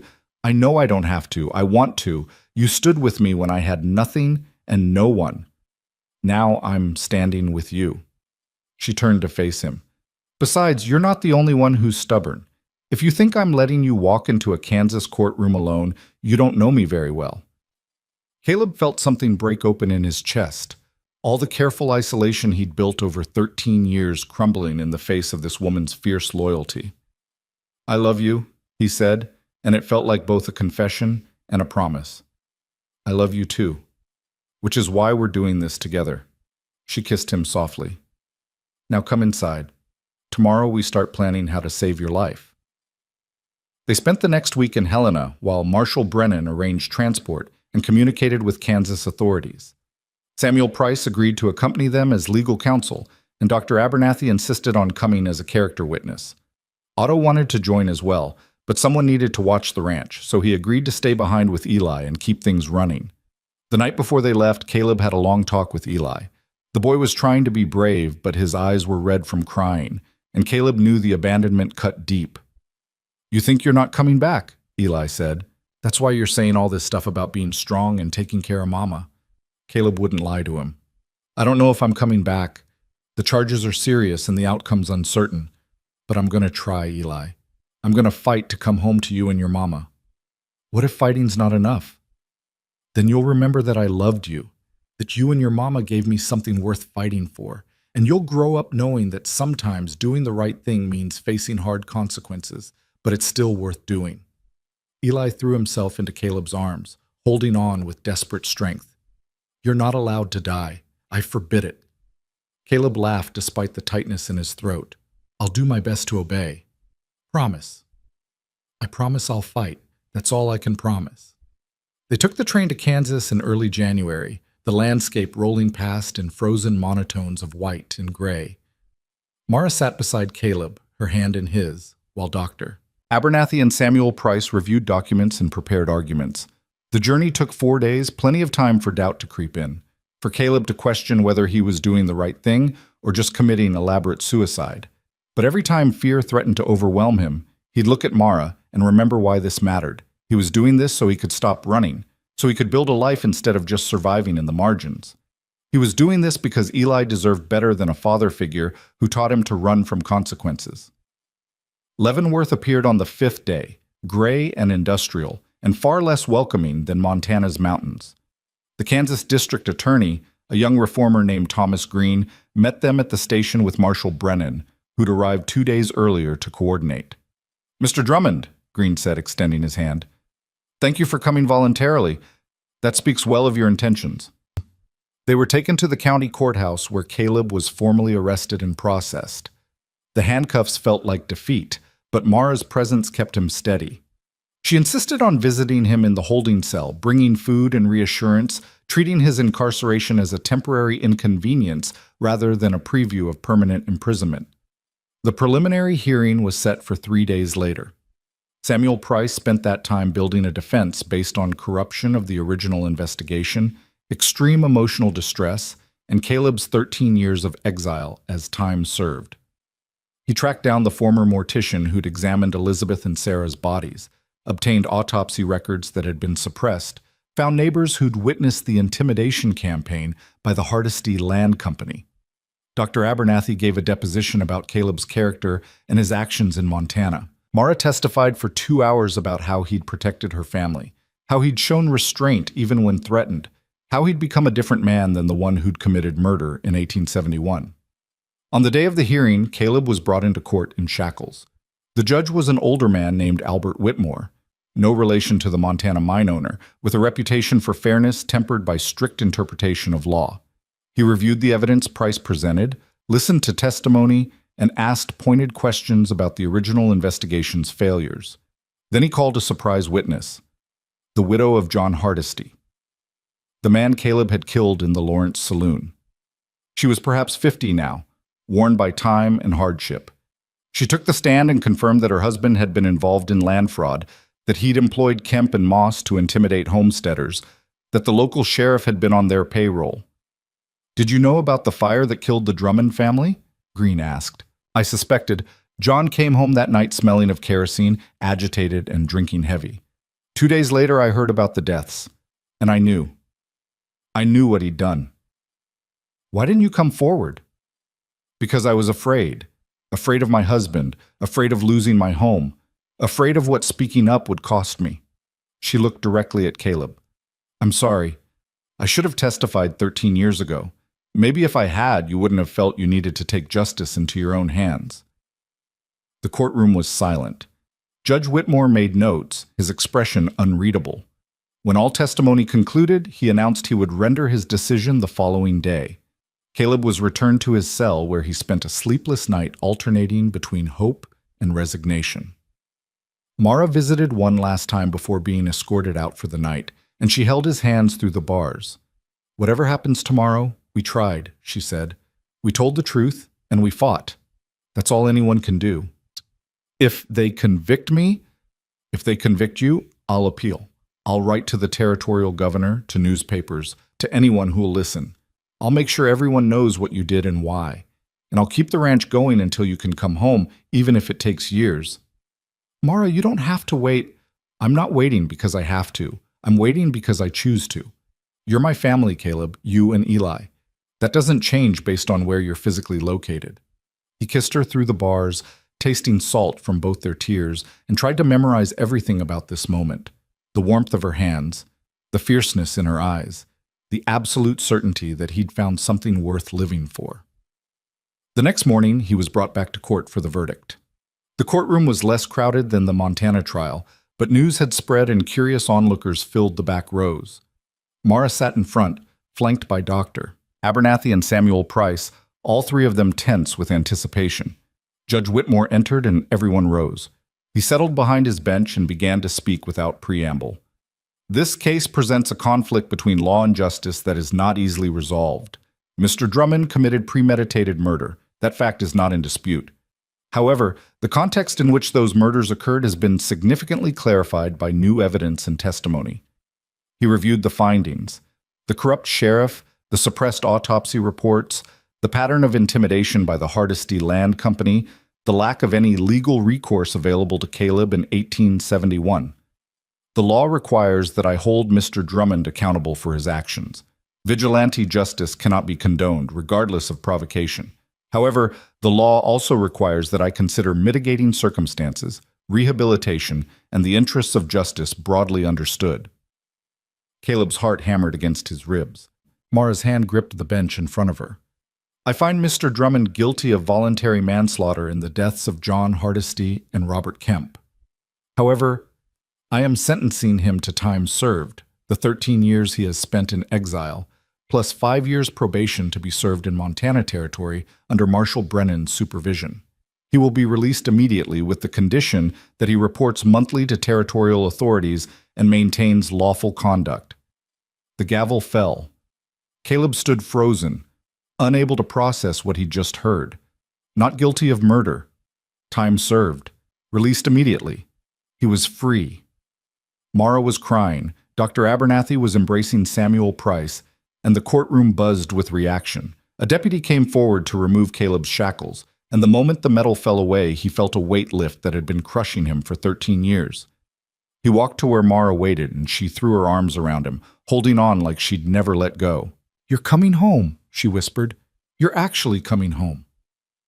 "Yeah," he said, his voice rough with emotion. "I am." They left Kansas 3 days later, all the legal paperwork processed and filed. The train carried them back toward Montana through winter landscapes that looked different now, not threatening or alien, but simply the world as it was, beautiful and harsh and full of possibility. When they finally reached Stillwater in late January, Otto and Eli were waiting at the station. Eli saw them and ran, launching himself at Caleb with enough force to nearly knock him over. "You came back! You promised, and you came back!" Caleb held the boy tight, feeling pieces of himself slot into place. "I promised, and I keep my promises." The ride back to the ranch took 2 hours through deep snow. The property looked different under winter's blanket, cleaner, starker, the burned fence line hidden beneath white. But the cabin chimney puffed smoke, and the barn stood solid. And when they pulled into the yard, Caleb felt something he hadn't experienced in over a decade. He felt like he was home. The months that followed fell into a rhythm of work and healing. Caleb reported to Marshal Brennan monthly as required, documenting his activities and maintaining lawful conduct. The probation felt less like punishment than like structure, a framework for building the life he wanted rather than running from the one he feared. The compensation fund from the mine trial was distributed in March. Mara received payment for Thomas's death and for the years of contaminated water that had damaged their livestock. It wasn't wealth, but it was enough to buy seed for spring planting, to replace equipment, to hire help for the heavy work. Other families used their compensation to leave Stillwater, seeking fresh starts in places not haunted by loss. But others stayed, forming a tight community of survivors who'd stood together against power and won. They helped each other plant crops, raise barns, rebuild what had been broken. Dr. Abernathy established a clinic with part of her compensation, offering free care to former miners suffering ongoing effects from the poisoning.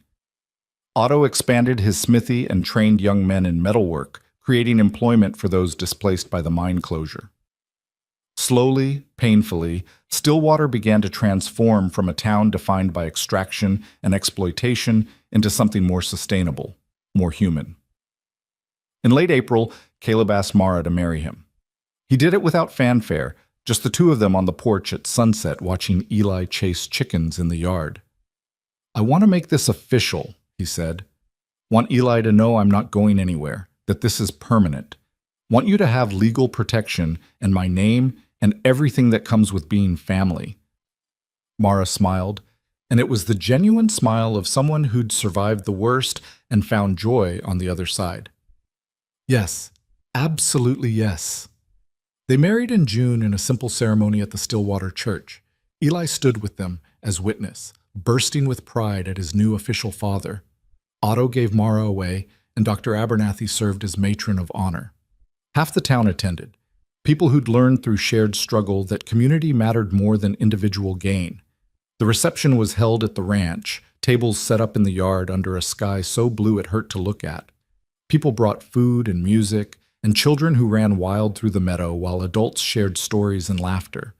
It wasn't fancy or sophisticated, but it was real, a celebration of survival and stubborn hope, and the possibility that sometimes, against all odds, things worked out. As the sun set and lanterns were lit, Caleb found himself standing at the edge of the gathering, watching Mara dance with Eli while Otto played fiddle and Dr. Abernathy clapped along. He thought about the man he'd been when he'd ridden into Montana, hollow, haunted, convinced he deserved nothing but isolation and eventual death. That man was gone now, transformed by the choice to stop running and start standing. He'd faced his crimes and found not absolution exactly, but the possibility of redemption through living well, through protecting what mattered, through choosing every day to be better than his worst moment. "You look contemplative." Mara appeared at his elbow, slightly breathless from dancing. "Just thinking about how far we've come. How much has changed. For the better?" "Definitely for the better." He pulled her close. "I love you, Mrs. Drummond." "I love you too." She rested her head on his shoulder. "Think we'll get our happily ever after?" "I think we already have it. Right here, right now. Everything else is just details." They stood together as the stars emerged and the music played on. Two people who'd survived loss and fear and the long, hard work of rebuilding. The future still held uncertainties, crops that might fail, weather that could turn deadly, the slow recovery of land poisoned for years. But they'd face it together, and that made all the difference. Eli ran up, tugging on Caleb's sleeve. "Papa, come dance. Mama says you have to, because it's your wedding and you can't say no." "Papa." The word still sent warmth through Caleb's chest every time Eli used it. He let the boy pull him toward the makeshift dance floor, Mara laughing beside them. And he thought about Thomas Carter and Elizabeth and Sarah and all the people who'd been lost along the way to this moment. They hadn't died for nothing. Their losses had created the conditions for this life, this family, this stubborn determination to make meaning from tragedy. And while Caleb would have traded anything to have them back, to undo the fires and the poison and the violence, he also knew that wasn't how the world worked. You couldn't change the past. You could only honor it by building a better future.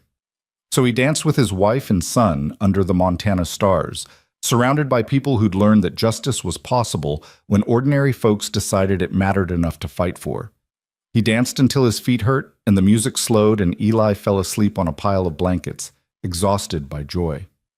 And when the last guests had left and the lanterns were extinguished and the ranch settled into quiet, Caleb stood on the porch one last time, looking out at the land he'd helped save.